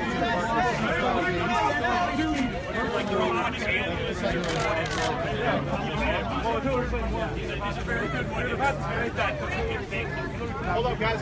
Hold up to the middle of it. Where? No, I don't want. You got families here. Where's that? You want horse? Hold up, guys. Hold up! Hold up! Hold it up! I will. I don't want to single through the park. We got families. Let's walk around this way. Did you have an idea where you want to set up? Wherever the truck is, I don't know. Who put the truck? Dave put the truck, right? Sure. Where? Silver truck. You know. Right or left hand side? I don't know. This way. Drop me off in the park. He doesn't want to put families in this.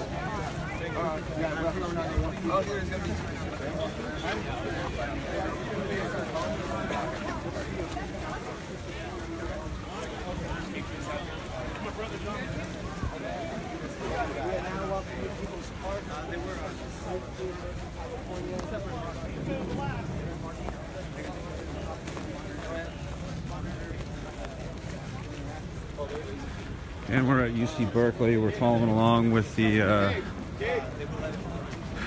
Free Speech Week, and we've got Joey Gibson and Kyle Chapman up here, and Cut across, guys. find a spot to speak. It started a little big, then that's out a little bit. And then sometimes it goes down.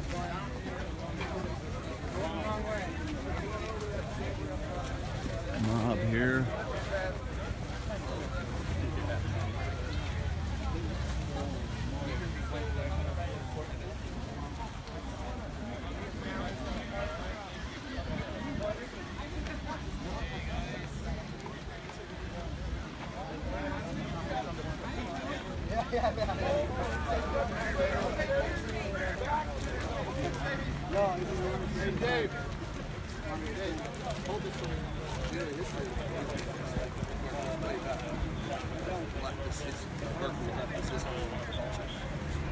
Where free speech was said to have... Well, it used to be have that kind of vibe, but you know, for decades now. This has Is this been a like, communist red flag? This has been like, this is where all the That's vomit. Don't step in there. communists like rally and have Thank you. yeah. They happen from that stage over there. It's time to take that over. Well, Bring this America is back no, in this there. is a big message that's happening at this party. It's Awesome. big. It's bigger Awesome. than MLK. Awesome. This is like communist. This might as well be called Communist People's Party. All right, guys. So we are here at People's Park. How many? What do we got here? About 90, 100 people with it. About 90 people, looks like. About 90 deep. Oh, it's deep. And then just about as many cops. We got about as many cops as we do people.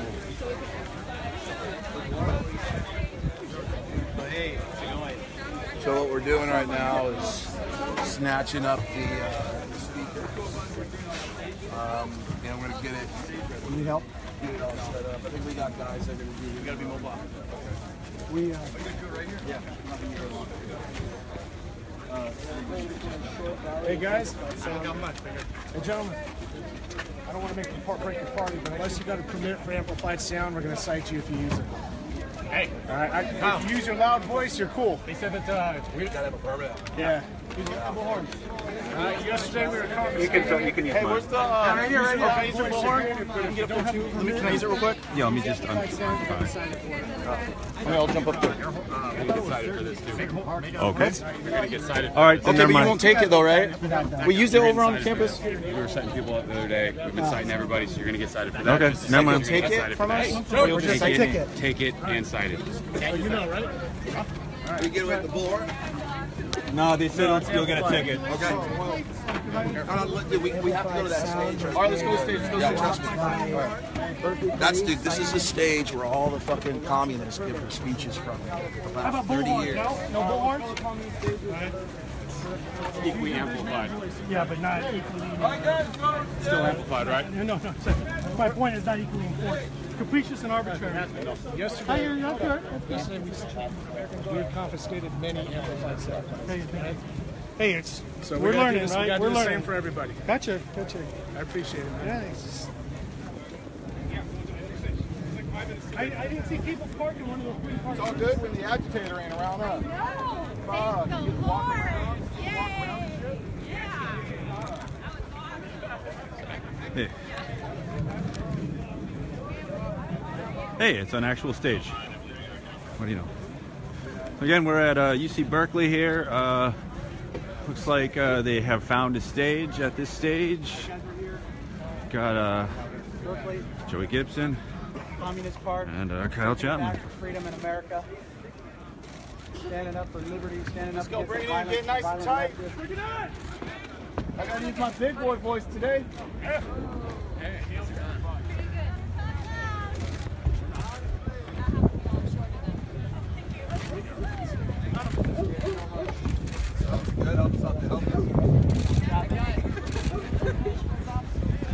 Guys, here's how it's gonna work. I'm gonna say a couple things, give my piece, okay? Then I'll basically be done, and we'll have other people come up here and speak, and this is an open stage, okay? Anyone can come up here and speak. All that I ask is that you be positive in one way or another, because the biggest problem we have in this country right now is there's so much negativity, there's so much hatred, and there's so much division. It is unbelievable. You guys have to consider the possibility that we're being played. We're being played by the elites. We're being played by the establishment. They want us to fight, they want us to yell, they want us to scream, and they want us to be hateful. We have to consider that possibility. There's a lot of people in this city, they don't understand me, they don't know me because they've never heard me speak. But for those of you who know me, I have consistently preached love from the very beginning. From the very beginning, always. Because that is the only way to heal this country. That is the only way. And I've consistently asked people to do not respond to hatred with more hate. Okay? Like those girls, like bam, they come up in our face, so disrespectful. And they just yell the same thing over and over and over again. Listen, it's not their fault that they lack intelligence, okay? It's not their fault. Okay, so we don't have to respond the same way. Okay, we respond with intelligence, with kindness, with love. That's what we do. That's what we got to do. Coming into Berkeley is something that's so important, and all you guys are willing to show up. You know the history in Berkeley.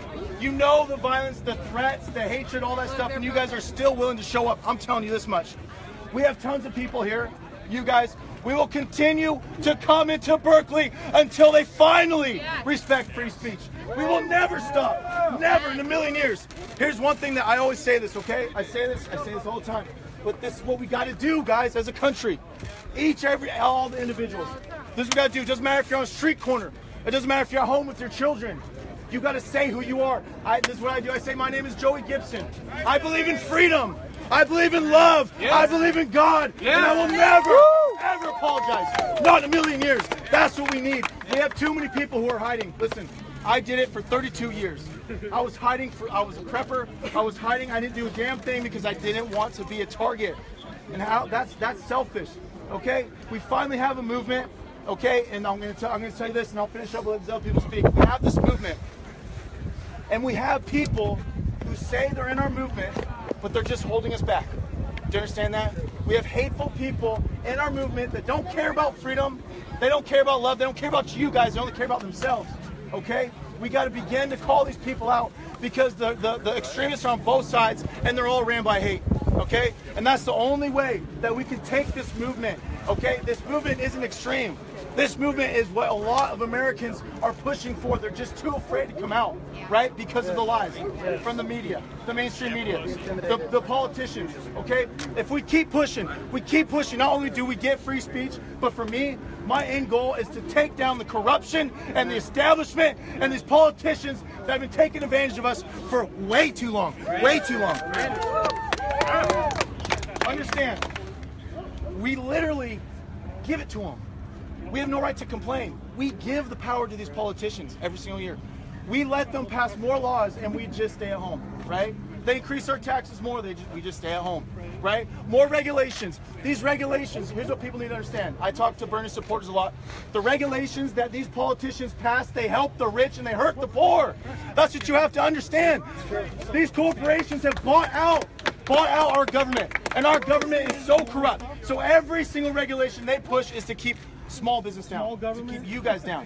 Every single tax, all the loopholes go to the rich, okay? And the only way to take this corruption, this evil, this darkness that exists in a lot of these cities, states, and the federal level is for all of us to come together to respect free speech and to unite for freedom and love. That's it. That's the only way we can move forward. Guys, I appreciate so much that you guys are willing to come out. You have to understand. You got to understand. 30 years from now, it may be a small paragraph, but today will be in the history books. Do you understand that? So all the other times we keep coming to Berkeley and we fight for what's right. When people fight for what's right, it goes into the history books. Your name might not be in there, but it doesn't matter. Your picture might not be in there, but they will talk about this day when people had a fit just because Americans want to come into Berkeley, an American city, and talk about freedom. That's it, guys. So thank you so much for coming up here. I appreciate it. Appreciate it so much. Police! Let's hear it for the police! Thank you!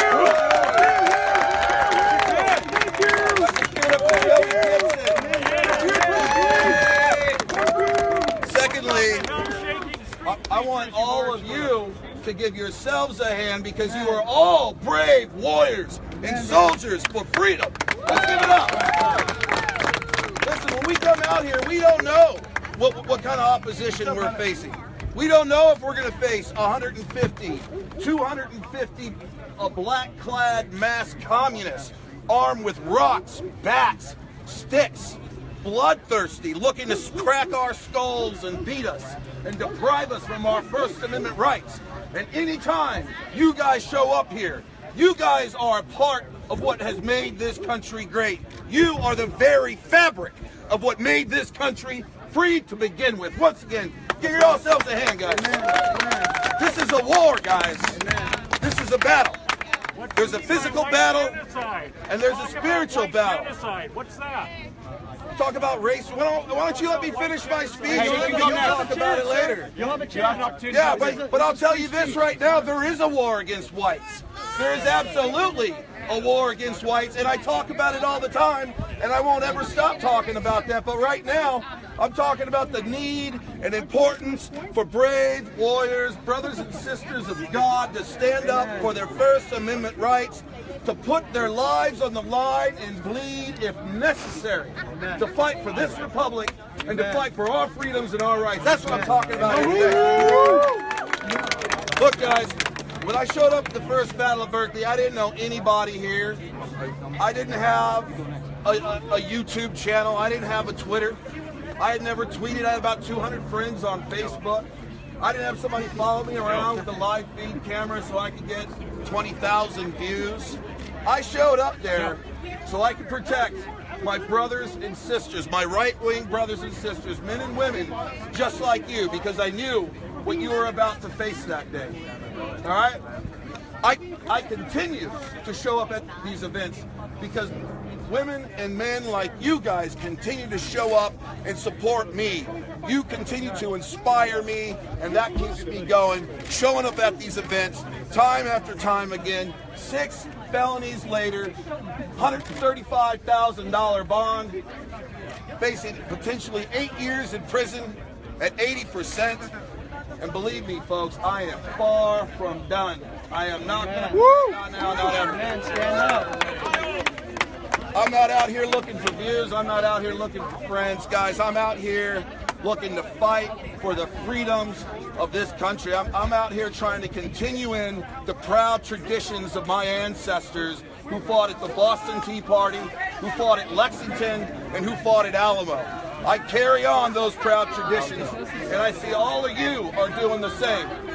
And I ask all of you to carry on the proud traditions of your ancestors. Honor your ancestors, guys. And you look at this. Look at these people. These people are demons. These people are brainwashed demons. And all they're going to do is come up here and say the same thing. Hey, only let them up if they'll shut up until they speak. Don't let them up here. Don't let them up here. They're just going to ruin it. Yeah, but they're not going to say anything. Yeah, they won't. They're not going to say anything. They're just going willing to dialogue. We would have them dialogue. So anyways, stay over here, guys. Don't give those people any attention. Keep the message, Kyle. Keep the message. So anyways, guys, I want to thank all of you once again for coming out. Thank all of you for being so brave, so courageous, and thank you for all the faith and support and love you've given me. You inspire me far more than I think I inspire you guys. You have restored my hope in this country and my faith in humanity. Thank you. Let's hear it for Cole. Are you guys happy that Bet Malonka got arrested today?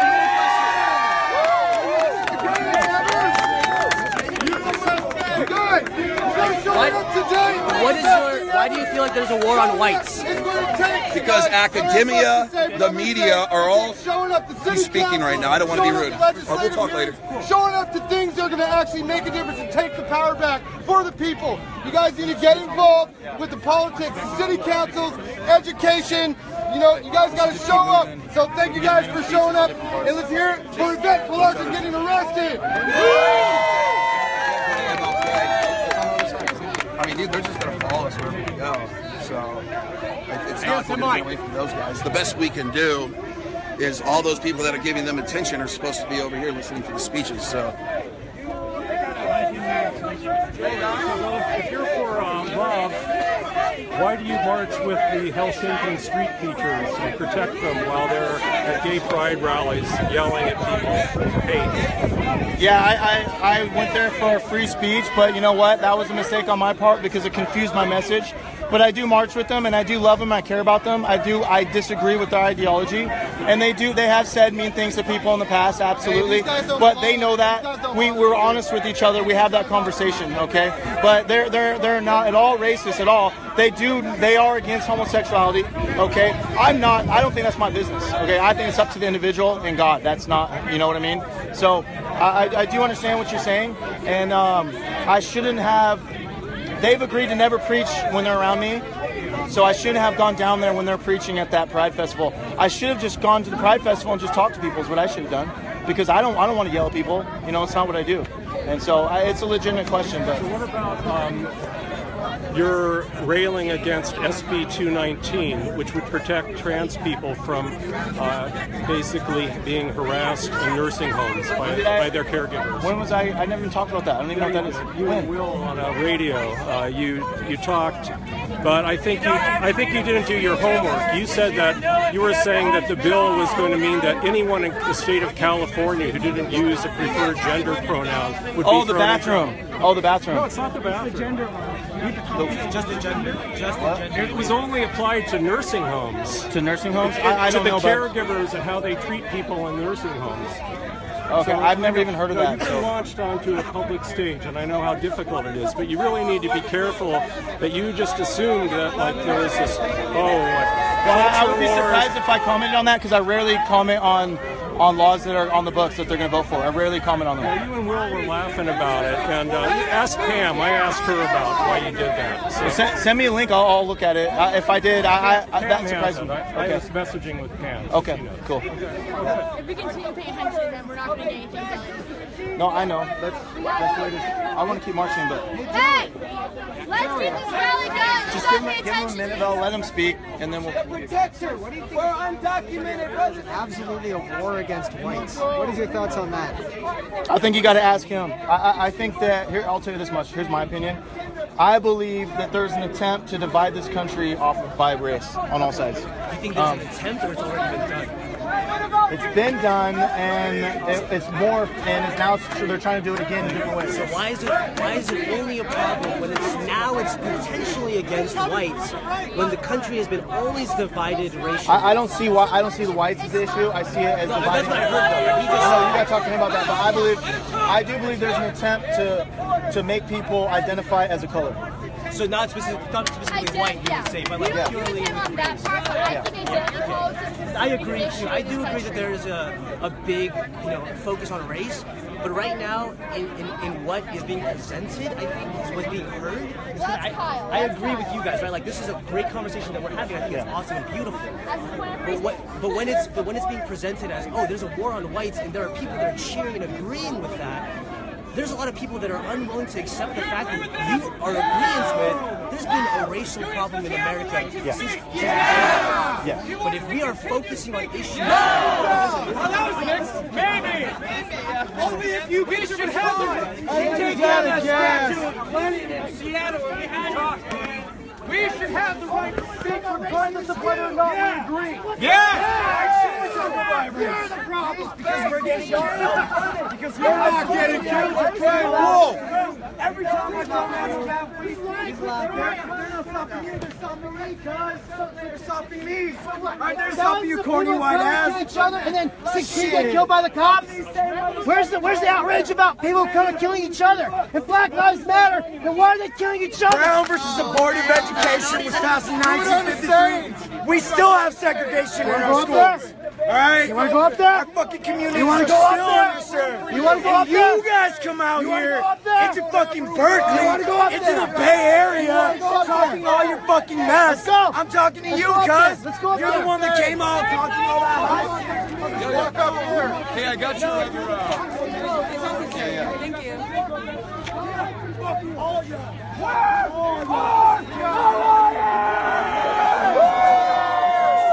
Guys, Lions of Liberty, it's time to stand up! It's time to stand up! Stand up against these lies, guys! Fuck all y'all! It's the right to speak! Fuck you and your big asses! Fuck you! Terrorists! Fucking guy for you! Come on, touch me! We got hands on you! Such a fucking terrorist! We got room for you! Fuck the white supremacist terrorists! White supremacist! is America. This is America. I can be wherever I want to be here. Ain't nobody gonna tell me to leave. Ain't nobody gonna tell me to leave. Both of you get off each other. Get off each other. You big ass. Get off each other. Get off each other. Get off of each other. This is why Do not push. Peaceful. No, because this is just for emergency. They'll find you. They'll find you. What do you want to say? I'm an American. Let me speak and have my free speech. I understand. They've already warned me, so. Then let them do it to Supergirl San Francisco. Give me the mic megaphone and let me. Listen, if you take it, then that's on you. But do what you want to do. I'm not saying anything one way or the other.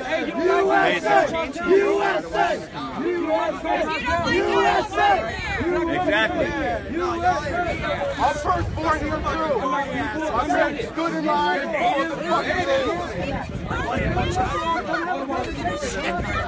Open stage. What happened? Open stage.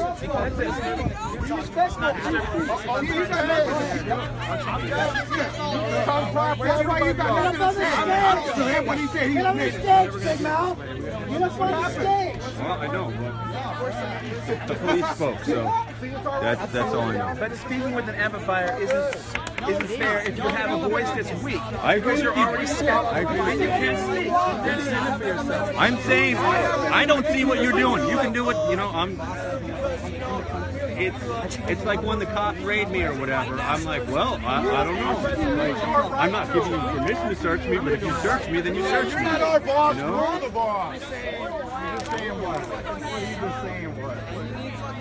What do you think would happen if the whole thing? Does he have the right to be who's elected? Okay, good. So my biggest issue is much more violent than Charlottesville. All right, so things are getting weird here.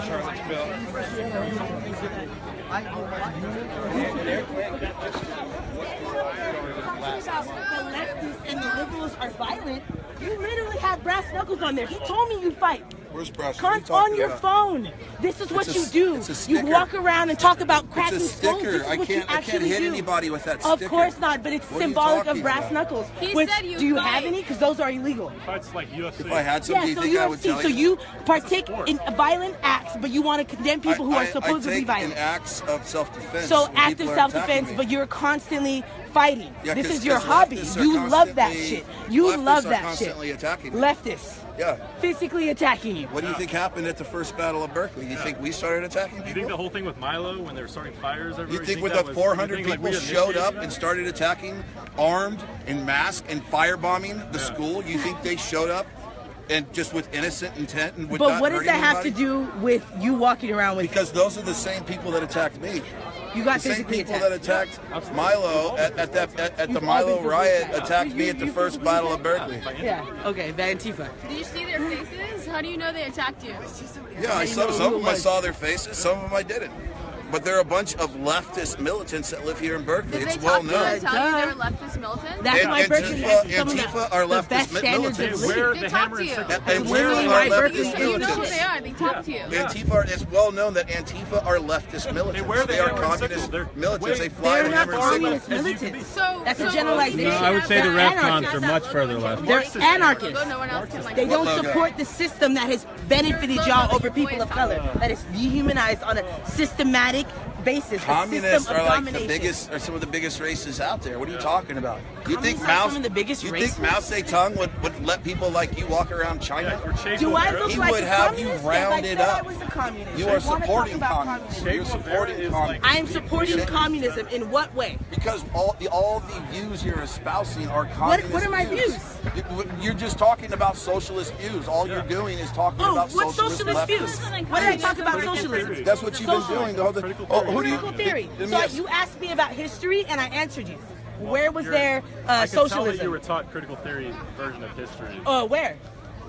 No, I just got to this school. I educated myself. A typical Berkeley? I'm not from here. I'm from Berkeley, California. I went to high school with 98% white people with Republican conservatives as a majority. I grew up in your fucking ideology. Wow, so don't try to tell me. I just got here. Why don't you calm down? Why are you talking and cussing so loud? Like, why are you standing up there screaming and talking about fucking leftist violence, but you want to tell me to calm down? And I'm making a speech to you. And I'm making a speech to you. You have spit coming out of your mouth. mouth. You have spit coming out. You fucking got your sweat on me earlier. Look at this. You have spit coming out of your mouth. You're like a frothing. This is a frothing. You're mad because I'm right. Yeah, you are frothing out the mouth. Like you do weren't only doing that. animals froth at the mouth? Is that it? So what is literally what you've been doing this whole time, and you're mad because I'm loud. I'm mad because you're mad. And your spit's then gonna back get the on fuck me, up. And it's gonna fucking Why you piss keep me putting off. your phone in my face? Get pissed off. Look, you keep stepping towards me. What are you gonna do? You keep stepping towards me. You keep stepping backwards. Yeah, because I don't want to get spit on. And your breath stinks. Oh, my breath stinks. Yeah, your breath stinks. Yeah, that's it's bad. It's terrible. Yeah, that's a great insult. It almost smells as bad as your shit locks. Oh, it's my shit. Almost as bad as the These shit are locks. twists. So they're called shit locks. And there we go. That's how he really feels about black people. What? Shit locks. White people can't have shit locks? Yeah, no, you can't. Look at these. You have to literally I have them. If I don't comb my hair, have you seen mine? This is not dreadlocks. On its own. This is twists. Or whatever. This is me twisting my hair. Okay, well, it's a protective hairstyle. It kind of looks like shit locks. Yeah, because of your perception is coming from a possession of fucking white and racism. No, but hold on. If I don't comb my beard, it gets like that. He's showing how he really feels about it. I'm sorry. And he's mad because I'm raising my voice. You want to stand up there and yell? I'm going to stand right here and yell. What are you going to do about it? Because when I talk I'm gonna get pissed off. decide to engage somebody, get pissed off. When I try to engage somebody in conversation, I do so in a level tone voice, and I try not. And I tell them that their hairstyle looks like shit. Well, that was after. So that's how you do it. You froth at the mouth. You spit on me like 3 different times. You spit on me twice, and you sweated on me. You never. A communist, a socialist, when I've never talked about socialism. Why don't we just bring it down? Why don't we just bring it down? What are you doing here? What's up, homie? Yeah, no, I know who you are. You've been doxxed before. You're a fucking Nazi. What's up? What's up? Why am I Nazi? Why are you a Nazi? Explain that to me. I want to know why Nazis are Nazis. That's exactly why I'm here. What makes me a Nazi? You've been doxxed before. I've seen you before. Okay, but what? I've seen videos of you. Okay, and what? The shit that you said. What was happening? Like him. What was happening? You want to talk about shit locks? You actually. Why don't you ask all your white homies that have fucking dreadlocks? Yeah, I make fun of them all the time. Yeah, that's great. So, you make fun of them for what? For having shit locks. For having shit locks. Yeah, Why do you keep saying the word shit? Well, it's dreadlocks. It's a slang word. What does dread mean? It's a slang word. What does it mean? But do you really want to discuss hairstyles? Yeah, no, because yes, I know, like you might really be into hairstyles. Yeah, no, I'm not really into hairstyles. Hair is a big thing for you, whatever. But I'm not going to sit here and discuss hairstyles with you. No, but you want to keep. Why is he a Nazi? Seriously, why am I a Nazi? Because of his hairstyle. You know why hairstyle? you're a Nazi. No, but what have you seen in the videos and what have I said? You're part of the Patriot Pair, but I've seen your face. It's all of us. No, dead serious. What did he say? No, guys, hang on. Seriously. No, I've seen a video of him. You've been doxxed before. I agree. I've been doxxed about 8 times. I've been doxxed about 8 times. Yeah, and you were in a video. You were calling people niggers. I remember that. Can you show me the video? No, I can't fucking show you. That was like a month ago. That was like when y'all were having that fucking rally. Was it in Washington, Oregon? I don't know. I recognized you and I called you out. Okay. You want me to explain why you're a Nazi? Why don't you explain why you? No, I want to hear your perspective. I already told you. No, it's okay. What you should do, I think, really is explain why you were in those situations where you were with other Nazis. Dude. You know, I'm very confused. Of fascists demonstrating hate against just about everyone except white people. Why were you with them? Huh?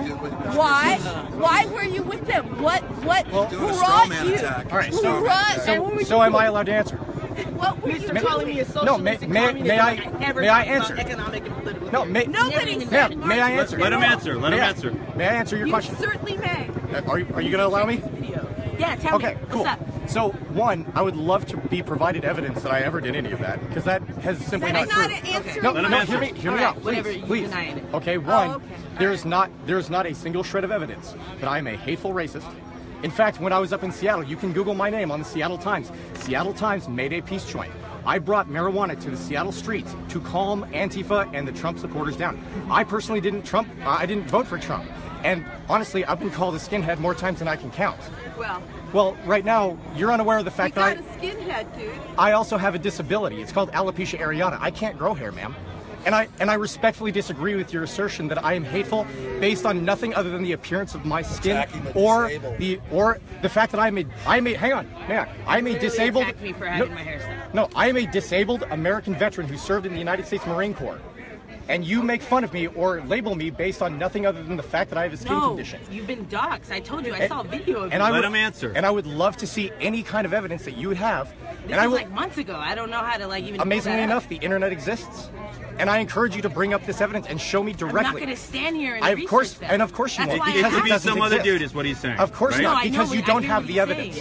You don't have the evidence. You will never have the evidence because the people like myself, Kyle Chapman, Joey Gibson, we have never stood for hate. Hang on one second. I've been on the cover of The Blaze, evacuating a member of Antifa after he had been hurt.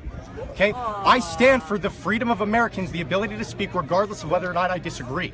And I think it's the right of every American, yourself included, to tell me that I'm a disgusting human being. But I encourage you to bring evidence next time, which so far you cannot do. I just seen your face, and I've seen you before. Well, so I saw videos, so I said, what's up? You're saying that we all look why are you here? And I asked you why you're a Nazi. I'm not a Nazi. Okay, well then now you told me. So, but I didn't make any assumptions. You were the one that said I have been. No, you personally called me a Nazi. I said, yeah, you're a Nazi. What's up with that? You are a Nazi. Okay, you've been doxxed, and you said I have been doxxed. I have been doxxed on multiple occasions, and you know what they can find? A Nazi. And you know what they can find? I can call you a duck. That doesn't make you a duck. So your doxing methods is rather useless. I've been followed. I don't have doxing methods. I've been followed to my car. I've been threatened at my school. Right now, there are conservatives at the why? What are your views? I have causing people to be very upset with you. I have met with the conservatives of the University of Washington in Seattle. They are scared to admit that they are conservative for only the fact that people will target them and put random labels on them and now attack them. My name is Kyle Broussard. Is conservative. Kyle Broussard. Like that's the found. But just because he got doxxed doesn't make him a Nazi. I've been doxxed. I've been called a Nazi for being a journalist. I covered the free speech rally in Boston, and I interviewed John Medlar, who was the organizer of that, and people were saying that I'm going to go there and blow it up with an AIDS vest. I am not a Nazi. I'm not a conservative, even. But just because you're doxxed, has basically been called a Nazi. just because you're doxxed, if you're right with Karl Marx, you're made fun of my hair that you know is an African style and called it shitlocks. No, you know in your heart that you would have never said that. Oh, everyone has shitlocks. Everybody can have I do. Again, my hair dreads up if I don't comb it. This is an African hairstyle. You know that. Oh, dude, Whites had dreadlocks before Africans did. Come on. Are you gonna run away? I want to know if you're gonna run away. Do you see my hair? Do you see my hair? Oh yeah. Why are you telling me about your hair? Because it dreads up. Because you're talking about hair. White people's hair do dread up.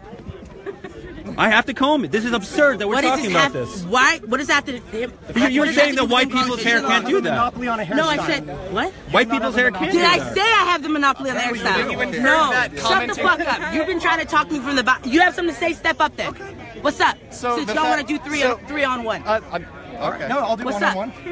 If you'd prefer to talk to him. No, I don't want to talk to neither of you. I want to know why he wants to. You lost. Okay. I lost. Okay. So you were here for the whole. So my curiosity is why I keep beating you in a debate. Feel free. And all you did was tell me that I stereotyped your head and tell me that you're calling a Nazi, but you refuse to tell me your ideas that cause people to call you a Nazi. Kyle, why are you traveling with the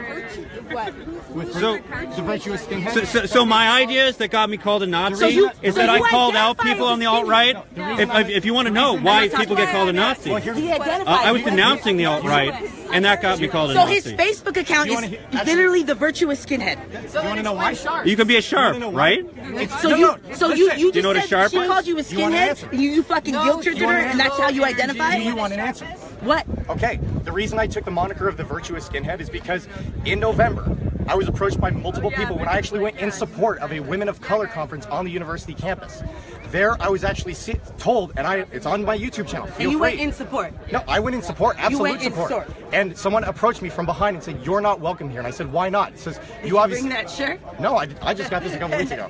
that would be. No, I was wearing a regular shirt, and I was actually in support. I agree. You were in support. What do you agree with? One, that people shouldn't have to worry about practicing a religion. You shouldn't have to worry about prejudice. You shouldn't have to worry about walking down the street without being shot by and caught.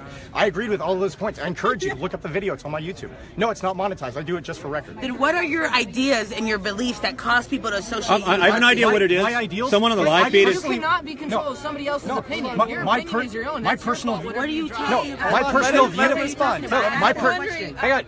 There's a reason. Let him respond. Listen, just a question here. Absolutely. I got here that you were allegedly walking the perimeter of the protest and trying really hard to pick fights.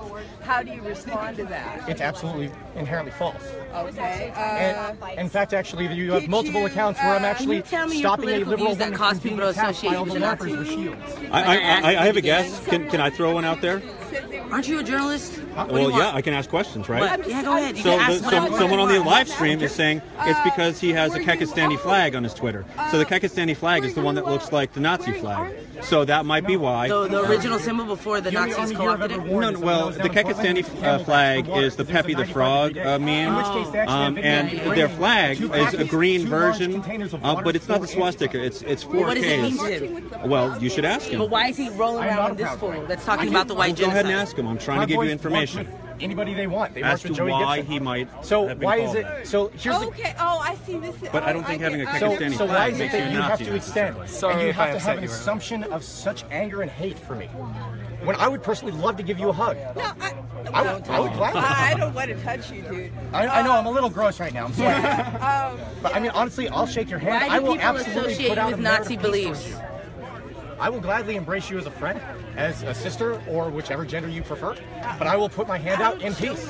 Can you tell me about your political You views, can't find please? anything that proves that I'm a Nazi, and I disavow that term, and I think it's disgusting. So, I also don't like Kyle, Nazis, by the way. Go ahead. Can I jump in? Yes. So some of the people on here are asking about, and I know the Kekistani flag is not a Nazi thing, but that might be part of the reason because it bears a Absolutely. resemblance to the Nazi flag. I listened to Sargon of Akkad, guilty as charged. I love Sargon. I think he's interviewed him hilarious. yesterday. Now, I think Carl Benjamin is hilarious. And actually, what I would say is that the Kekistani flag is a political Rorschach test.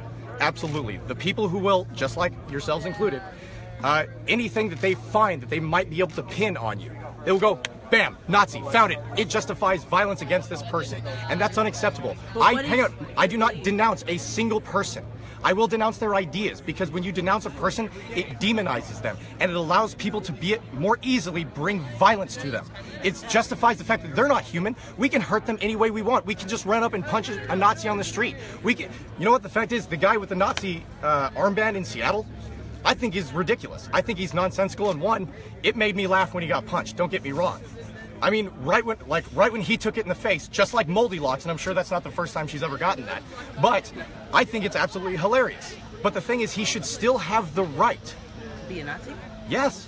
I hate to say it, but yes. Sadly, you have the right to be a communist. You have a right I'm to be not a feminist. communist. You have the right. He has the right to be a Nazi.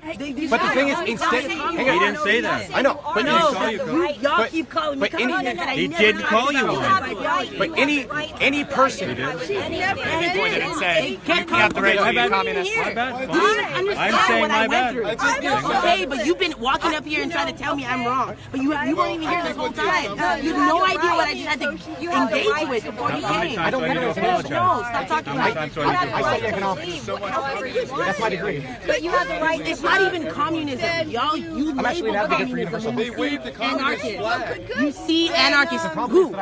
Everybody. Come here. How many people? Look over there. Okay, but I'm not I don't give a fuck. I don't know why you even came up to talk to me. I wasn't even talking to you. I was engaging with them. Why would you want universal health care and assisting anti-Trump? You're talking about how people are inappropriately labeling you communist. I think that is an analog of how you're inappropriately labeling people Nazis.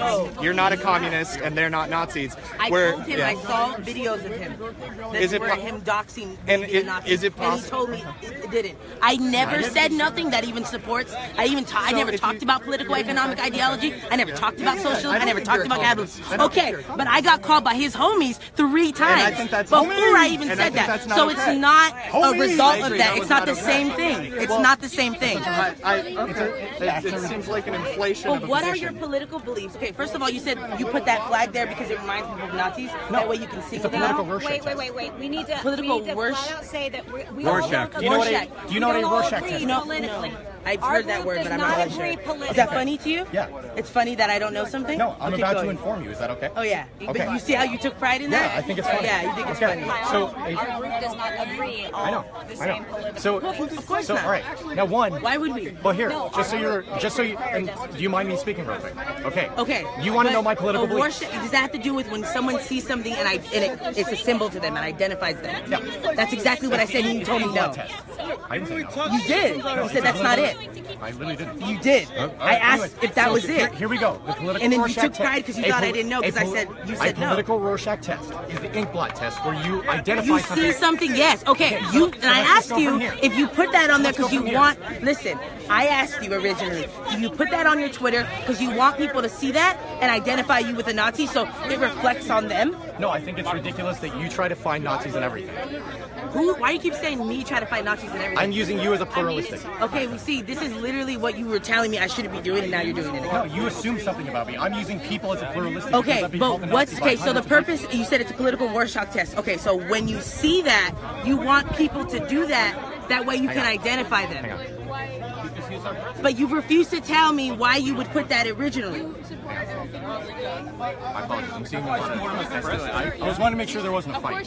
So you want to put something that resembles what people view as a Nazi flag. Okay. But why? All right. So here's the reason why. Ready? Because I believe in comedy.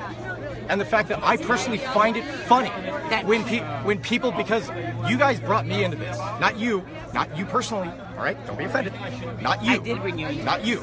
I'm talking to people back in November. They brought me into this movement by labeling me something I wasn't, okay? I got involved, and I thought it was hysterical that they start to label anybody and everybody they want. Who I agree with Kyle Chapman.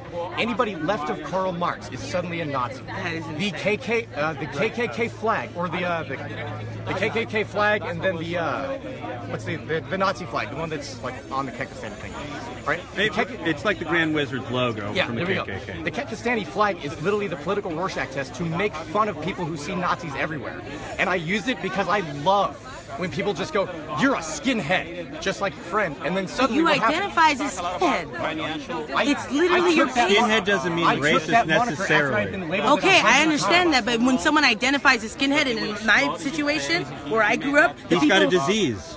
Okay, but now you're trying to say that he's not a skinhead, but he specifically. I'm saying I don't know. All right, so let me clarify. You keep butting in, and you're literally helping him out, but you're not making sense.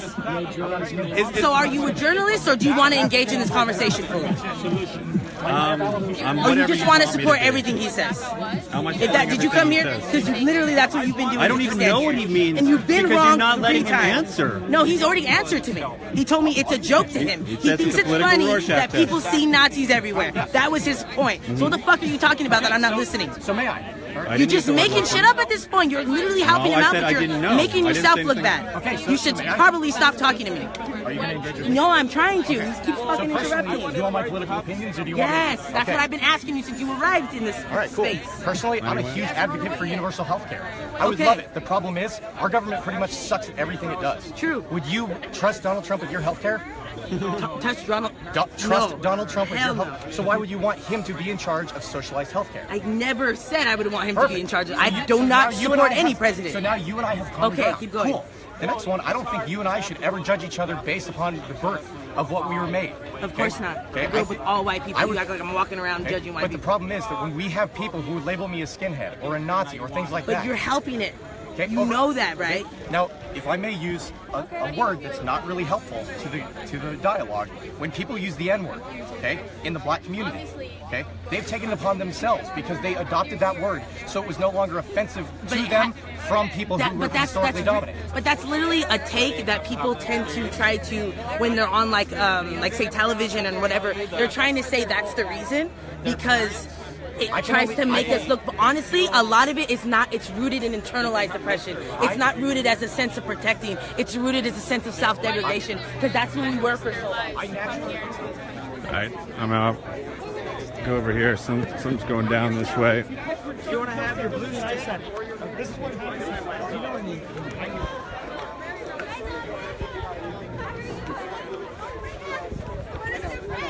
Hey, what's up, Pat? How's it going? Where'd you get that? I got another one. You want one? Do you? Sure, I'd love one.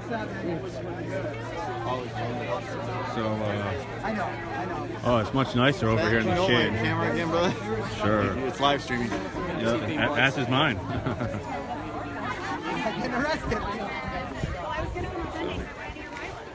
Alrighty, well, again, we're here at UC Berkeley. Well, actually, we're in Berkeley, just outside of UC Berkeley, at a park where the free speech rally has moved to. There's a lot of debates going on, but it seems as though. Thank you, my friend. You're welcome, brother. But it seems as though getting on the stage causes a lot of division, and so I just wanted to step out for a second here and see some of what else is going on. Looks like things have calmed down for the most part. We got the cops over here. Everyone's drinking water. Do you need a hand, sir? Do you need a hand? Oh, no, I've got it. Thank you. Okay. Appreciate it. Sure. This looks awkward. Okay.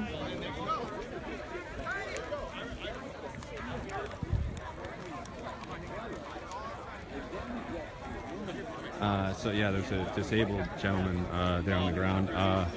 So yes, it would be good to find Joey, if I can find Joey, I suppose, or anyone else might be open to discussion. Hey! So I guess I've been told you've been in a lot of art video shows. Okay. You want a signature, huh? They wonder if you would sign a Sure. release to be in the documentary. Sure. Sorry to everyone out there watching on the live stream. I'm just going to take a moment to sign my life away. Here it is. It's name, contact on the front, and then the signature. Okay.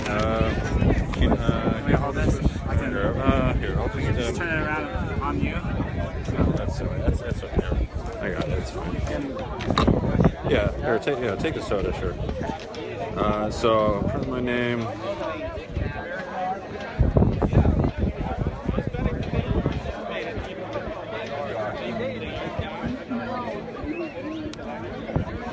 Pen's running out, but that says Yahoo. Where else? On the other side? This? Notice, everyone, that I'm not reading this. Signed by... I'm not saying because whatever. Is it the 26th today? Go ahead. 25 or 26? 26, right? 2017. All right, cool. Hey, All right, well, one more thing, if you don't mind. Sure. A photograph, we'll just let them know like whose signature this is. Sure. I gotta go try. Correct. I'm too nice. They could make me look like a horrible fool. Oh, I'm holding it in front of the thing. Oh, okay. Then we're getting real official now. Sure. What's your name again? Thomas. Okay. Thank you, Thomas. Hopefully you're good to me. So we are headed back because everything is moving this way once again.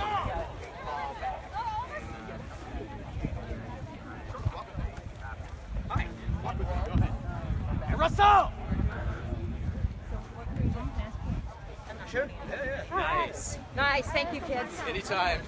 Yeah, I see you a lot on Facebook. I know. You get my other stuff.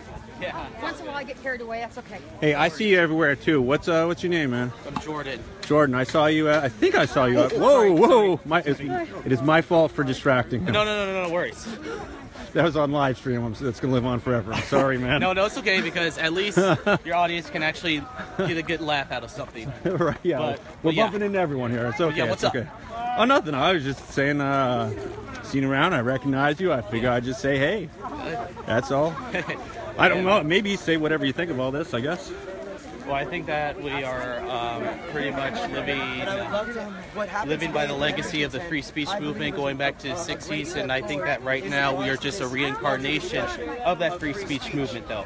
Because over the last couple of decades, the radical, progressive left-wing elites have, totally taken over the scenes. They've taken over the government, the college campuses, and just our political sphere to the point where they are no longer liberal anymore, though. They're no longer about giving people that freedom of speech and expression. They're more about, hey, setting rules, setting standards, and expecting us to abide by them. So here in Berkeley, being like almost a radical left-wing stronghold, they're expecting you to be pro marriage equality, pro abortion, pro all of that stuff.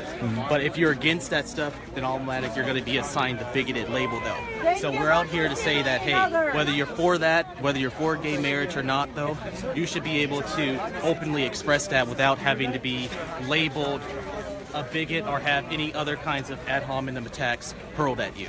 Well, now, what do you think about folks making a human wall yesterday and that was stupid. That was very stupid. That was really stupid, though. Honestly, I'm like, aren't you guys against the wall, though? But ironically, you guys are building a wall. Why not do that down on the southern border? That was really stupid, though, because since it was a public event and those people didn't even have like a permit, every news media outlet drop your flag.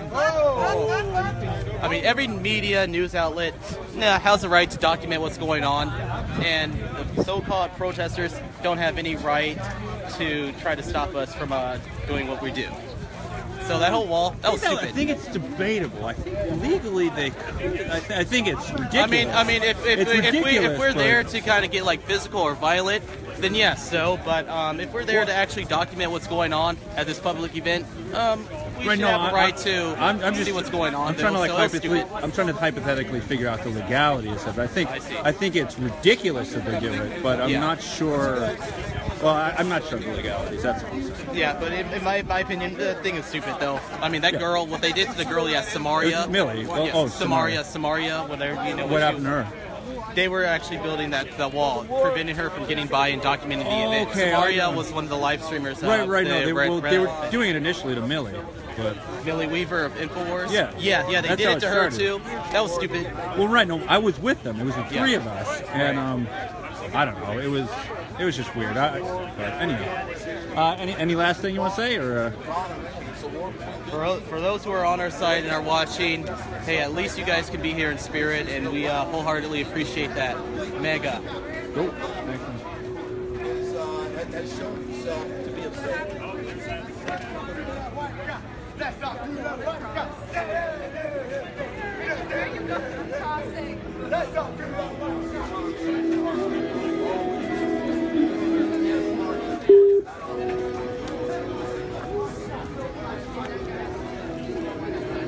Alright, so things seem to be quietly moving this way now, and I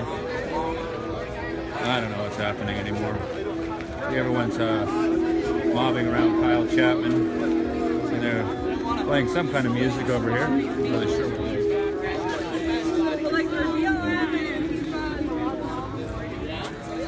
So, yeah, no, there's just pretty much just peacefully walking through here at the moment. It's pretty quiet.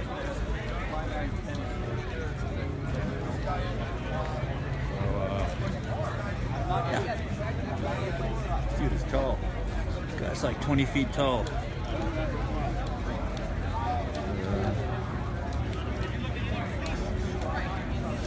Again, we're just outside of UC Berkeley in California. Free Speech Week. Kyle Chapman and Joey Gibson. Spoke earlier, or tried to speak, and turned into this march.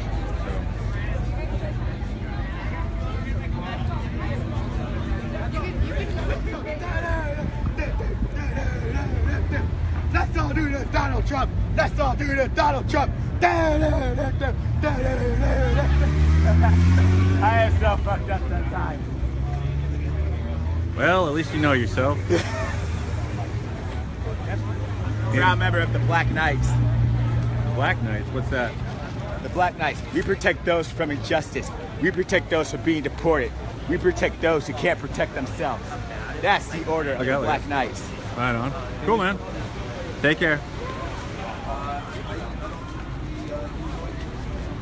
Almost lost Rapdo. Media. It's primarily by politicians, and in general by leftists. What they're trying to do is basically every time you turn on the television, every time you walk into a college classroom, they're trying to make it to where whites are responsible for all the ills of society. And when it comes to whites, all they talk about is colonialism. All they talk about is imperialism, slavery, and then it just goes on and on and on. Every time you have a new movie out, it talks about slavery, the Civil War. It only focuses on whites' part in slavery, when historically whites' part in slavery is minor when you compare it to Arabs' part in slavery, which was much more major and involved. But there's never been one movie made about it. So the idea and the emphasis is to always keep whites browbeaten, to keep us pushed down and ashamed and afraid to stand up for ourselves, our culture, and our civilizations. As an American nationalist, though, you must realize that that's the story here. What, of slavery? Slavery. That 2% of whites owned slaves at one point in our country's history, yeah. And that most of the whites here have absolutely no direct lineage to anyone who ever owned slaves. Yeah, I understand that. Can I ask you a quick question? Are you familiar with Well, the slave owner in Louisiana was a black man, right? That's correct. Yep. Can I just ask one more question? There's Berkeley police, they love the American flag as long as it's not waving from a firm and erect pole. That's what they say. You know what's great about God? God can use both hands. Satan only has one. What do you think about the violence that's happened here in Berkeley and elsewhere? Well, Political protests. This is something that is I've been in modern America. I've been a victim of this violence multiple times. I have several felony charges against me that I'm facing right now because of my self-defense I've had to wage in defending myself and others. Yes, of course, self-defense and defending myself and others from violent leftists. The violence does not come from the right. None of it. None of it. Violence is an issue of the left. Well, if those people in Charlottesville had been allowed to exercise their First Amendment protected constitutional rights, the chances of violence in Charlottesville would have been minimal. Those guys were not looking there didn't go there looking for violence. They went there dressed like they were prepared to defend themselves, and rightfully so, because the Charlottesville police stood down and allowed them to be attacked by a massive number of leftists. That's what happened there. Here in Berkeley, I've been involved in several rallies here in Berkeley. 2 rallies were violent. Okay? The first rally was violent. About 80 of us showed up. We were attacked by 250, 300 leftists. Did you all The hear second rally. species and mixtures, Denisovan Asian, Neanderthal, Europe, and Sapien Africa? Did you hear we live in a trinity of false narratives and hidden alliances? It's incredible. Our ancestors have been fighting 60,000 years just so we can tell our children about our ancestors. Satan ate truth and got eaten by it. That was the plan all along, you know. Have a great day, everybody. God bless you. 450. Don't tread on me. That's what God said. Probably in history, definitely within decades, there was not one single instance of violence in that rally. You know why? Because the leftists didn't show up and attack us. All the violence comes from the left. All the violence comes from the left. Let me ask you a question. How many Hillary Clinton rallies were shut down by violent right-wing extremists? None. How many Bernie rallies were shut down by violence? How many riots were there by racist white boogeyman after the first black president of the United States was elected? Politics of masks. How many? None. You guys are out here. Now what happened when Trump was elected? They fucking burned down D.C. They assault. Time after time again, they disrupt his rallies and they assault innocent people for exercising the First Amendment right. Nothing like Antifa. Do you have a comparison like that on the right? Violence is an issue of the left. Even if you go into the prison systems and you see out of the murderers, the rapists, and the robbers, how many of those people are Democrats? The vast majority of them are. Violence is a leftist issue. Right-wingers are God-fearing, law-abiding, hard-working people. Yeah, you're fair enough. So, all right, guys. You've been to a lot of rallies. How many bloodied right-wingers versus bloodied left-wingers do you see? Oh, I mean, come on, like, first Battle of Berkeley was terrible. You know, everybody was covered in blood. Well, you know, every time I look at these videos online, all I see are bloody right-wingers. I see one bloody left-winger.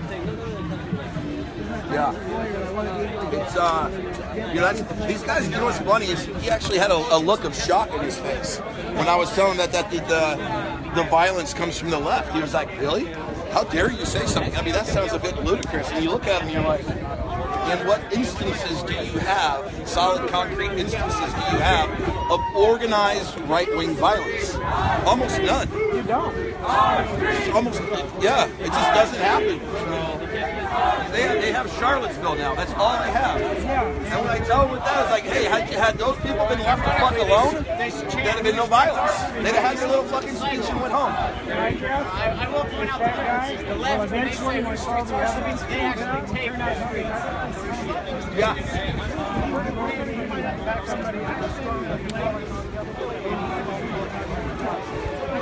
I'm risking violence by wearing this. I'm risking violence when I decide to show up on the Okay, so what happens when free speech that's what they do. They can take a frog. Oh, sorry, man. They can take a frog and do that. They can take a waffle and say it's racist. They can take a bagel and say it's racist. fucking waffle and make it racist. That's what I'm saying. You can be anything can be manipulated. That's the danger of losing free speech. Because they can take things and manipulate. Because one group over here may believe this means that. Then when they say we want to take your rights away, they can sit there and say, well, this is quasi-racist. This is quasi this, quasi that, and manipulate that and take away your free speech rights. That's where the slippery slope starts happening. Is where they take something reasonable or even unreasonable in the case of a fraud, and they'll take your rights away with that. And that's what happens under this Marxism and stuff like that. They want to take away your free speech rights in order to take away your fundamental rights. If you can't speak out against government tyranny, then you're in a lot of trouble. And that's where it really comes down to. At the end of the day, you have to be able to speak out against the controllers. And if you can't never speak out against the controllers, and your free speech is oppressed, and that's what the founders understood, then our country's done. You get rid of the First Amendment, it's go. Exactly. And they know this. It'll be many millennia before you get that back again. Yeah, if you ever get it back. If you ever get it back. This country's been the greatest experiment in the history of the world, even though it's, every country has its bad history part of it, okay? But in the history of the world, this country's been the best country in the history of the world. Which country has had no dirty hands? Which country has had to and they all do. cut off corners to make themselves great? And everybody, I think most people recognize that, and it's a sad consequence of life. But the situation is, you don't replace it by a system of Marxism, a system that has been proven over and over again when it's implemented to be tyrannical and everything anti that freedom is about. This is almost like an oxymoron. It's almost like a sick kill. Yeah. This is and we are now back answer to the thing. The city of Berkeley really needs to fix their streets instead of worrying about funding commerce. You know what I mean? So, they can't even get the street right. I keep tripping over shit like that. But anyways, the danger of losing free speech is the most scary thing to do. You got to understand speech is paramount to a free society. Imagine a world without love. Imagine a world without love.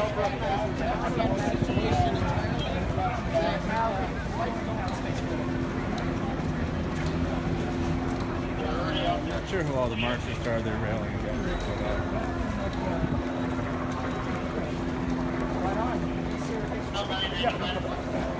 Hey, Amber, can I ask a question? Sure. Someone on my live feed is asking how you define Marxism. How I define Marxism? Well, they want to always devolve back at how to define Marxism. What I'll do is use examples. Okay. Cuba, Russia, China, all these other countries that tried it before, and we see what it devolved into. It devolves into pure tyranny. They read the same books. They read the Marxist dialogue.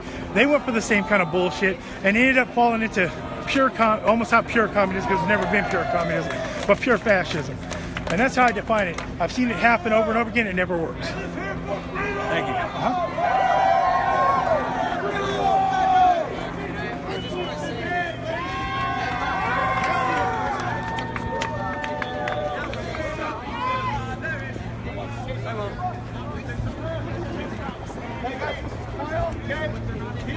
He came up to me, the first thing he said, Joey, am I welcome in Patriot Prayer even though I'm an atheist? And I said, hell yeah, I don't care. If you believe in freedom, you believe in love, you believe in peace, man, that's all that matters to me.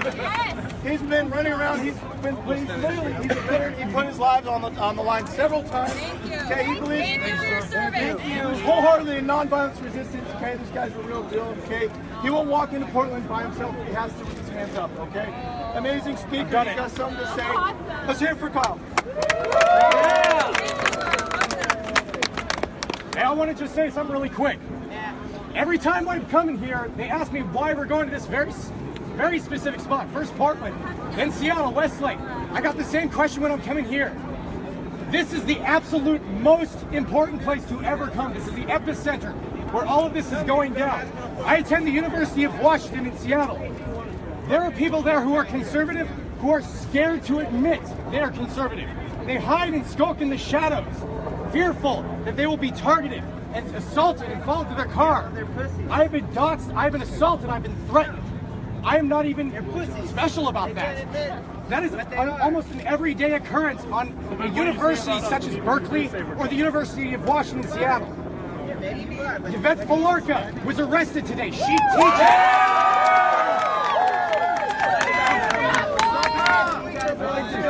Lock her up! Lock her up! Lock her up! Lock her up! Lock her up! Lock her up! Lock her up! Lock her up! All right. The thing about that, she teaches children about your sister's age. Her terroristic ideals are influencing the very fabric of the next generation. No more swamp trolls! She is making sure that people who have to listen to her, who are legally obligated to sit in the seats every day, enforced by the political backbone of people like Nancy Pelosi and all the other corrupt politicians who are just trying to bring about their agenda. And yet, all they're being taught is how to fight people like us. The people who actually stand for diversity. The people who are trying to get people from the fringes. The people who are trying to build bridges from both sides. We need to make political discourse civil again. We need to make America peaceful again. Yes. Yes. We need to make America great again. And I may be an atheist, but I stand side by side with people like Joey Gibson who are true hardcore believers of Christianity. And I will state this until the day I die. God bless the United States.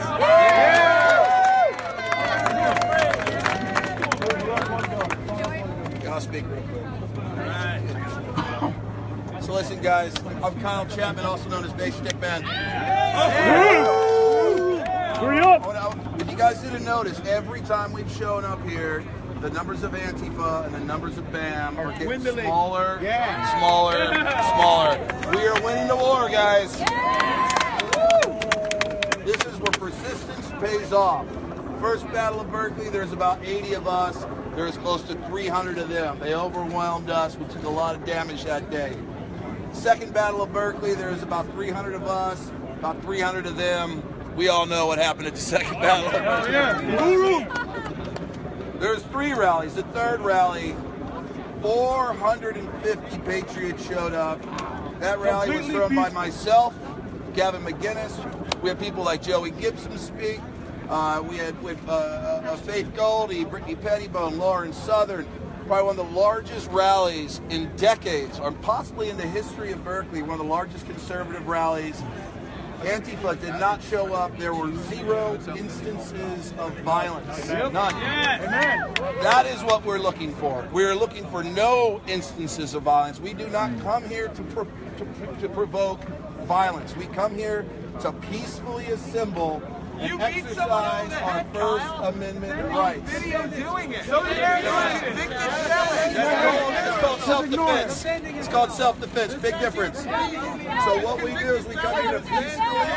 And Berkeley is here for peace.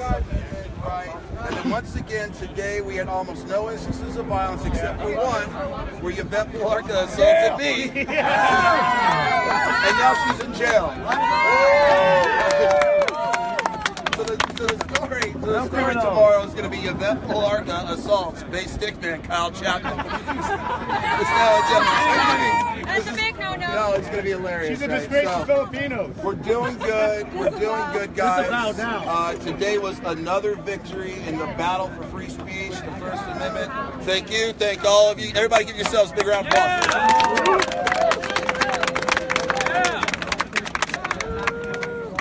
Yes, Pauline. Hey guys. Hi. Hey, Spider-Man. My name's Ryogaby, Bay Spider-Man. So, I wasn't planning on speaking today, but since I'm here, I might as well take the opportunity since I missed it last time. We're all about diversity, aren't we? Amen. Absolutely. Yeah. Blue lives matter? Yes. Black lives matter? Yes. All lives matter? Yes. There we go. You know, one of the reasons why I was so inspired to join up with MAGA Crew is their words, not necessarily their actions, but I saw black people, brown people, Asian people, trans people being part of the community. It inspired me to want to come out. It inspired me to want to listen and hear everyone's point of view. And I always have to keep telling people as they try to come at me, it's like, oh, you're supporting white supremacists, you're supporting Nazis. I haven't met a Nazi yet. I haven't either. I ain't met no racists yet. I ain't met no white supremacists. How much love you get? I get much love because I take the time to listen. And everyone, this hate that keeps surrounding us is out of ignorance.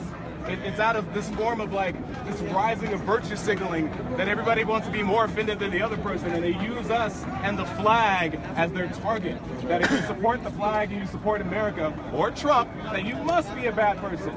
I know this because I used to think the same thing. I used to think, oh yeah, you must be racist. What about the police violence?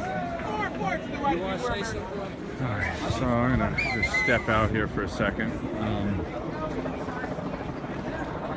Too much talking for me. I was gonna go find that guy who was calling out Kyle.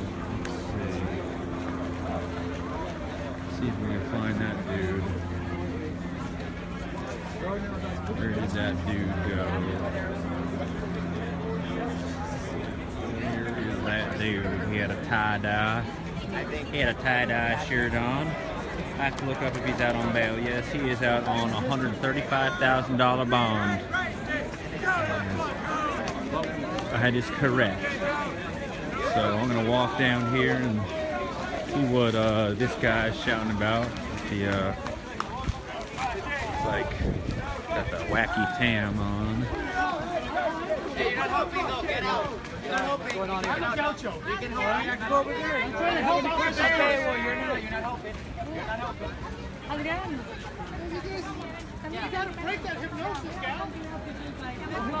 All you're doing is you're feeding your hypnosis. Go fucking home! Go fucking home! We all hate racists! Go fucking home! Your nation of laws, deal with it. You're a person of color, remember that. They don't like you. Home.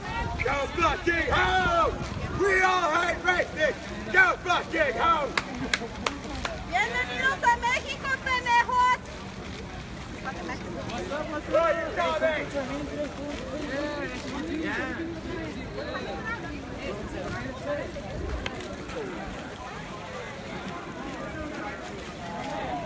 So again, I was looking for the guy, the sad guy, who was calling out Kyle Chapman there. I wanted to hear his perspective. Since Mr. Chapman has been to jail on a number of occasions, not just for his recent beating, but I believe there was a 1991 conviction and one other where he ended up in prison. One was for robbery. I don't know if it was armed robbery, but he's got quite a record. So that man is accurate about that. You were standing. Looks like he has gone. And I asked you to move. You don't do that. You respect people's spaces. I didn't go to you all crazy. Hello, Stephen Sweetleaf. Well, I don't know what's going on now. I guess I can go get in there, but Don't say that. Obviously, voting don't work. If voting doesn't work, then we can do nothing.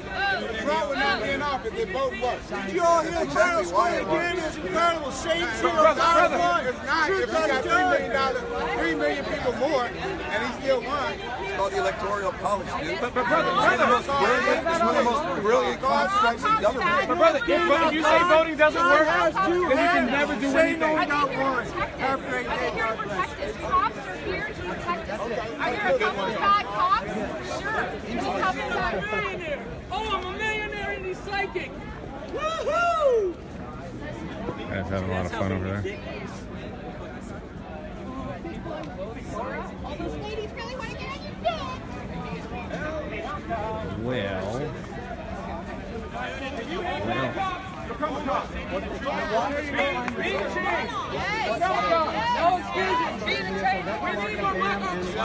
Oh, there he is. Everything I do on Oh, sorry. Hey, man. I'm aware of some of the facts that you were putting out there. Is there any chance I could talk to you on my live stream? Who are you? My name is Rod Weber. You can look me up if you need 5 minutes to Google me and come back. My website is flowersforpeace.net. I did a 2016 documentary about bringing flowers to all the candidates. Called out Donald Trump with scripture a number of times. I'd be willing to talk to you, but not on camera. Okay, that's fine. Well, more audio. Well, right, no, I mean some other, because I'm live streaming. Okay, sure. At some other point. Yeah, likewise, take care. What's your name? Rod. Where are you from? Rod. Hey, Sept. San Jose. Hi, have a good one. Now, are you, what brought you out here tonight?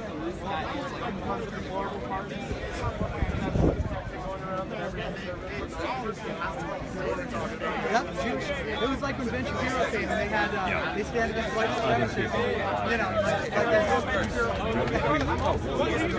yeah. Can I guess that based on your shirt? You just like didn't know. No, I know any people use things like where they're coming from. No, I know. Well, no, they didn't sell out. They actually bought flowers and stopped letting people in. There was a ton of empathy.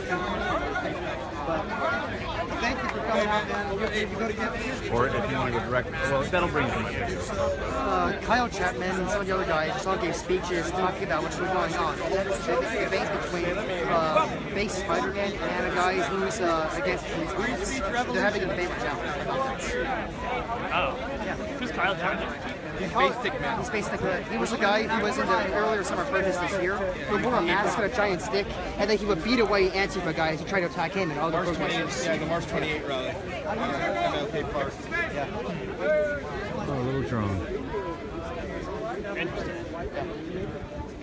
Was he the guy who like Gavin McInnes liked or something? Yeah. What? Yes. McInnes is a big fan of him. Okay. He just like hit some guy unprovoked? No. There was a whole bunch of people hitting other people that were always being provoked. Yeah. Self-defense. I'm hitting anybody's guy. Absolutely. Yeah. All right, well, I'm going to go offline, folks. I might come back on in a minute, but it's kind of What's just... unfortunate is that like the students get It's time to go off. I'll come back on.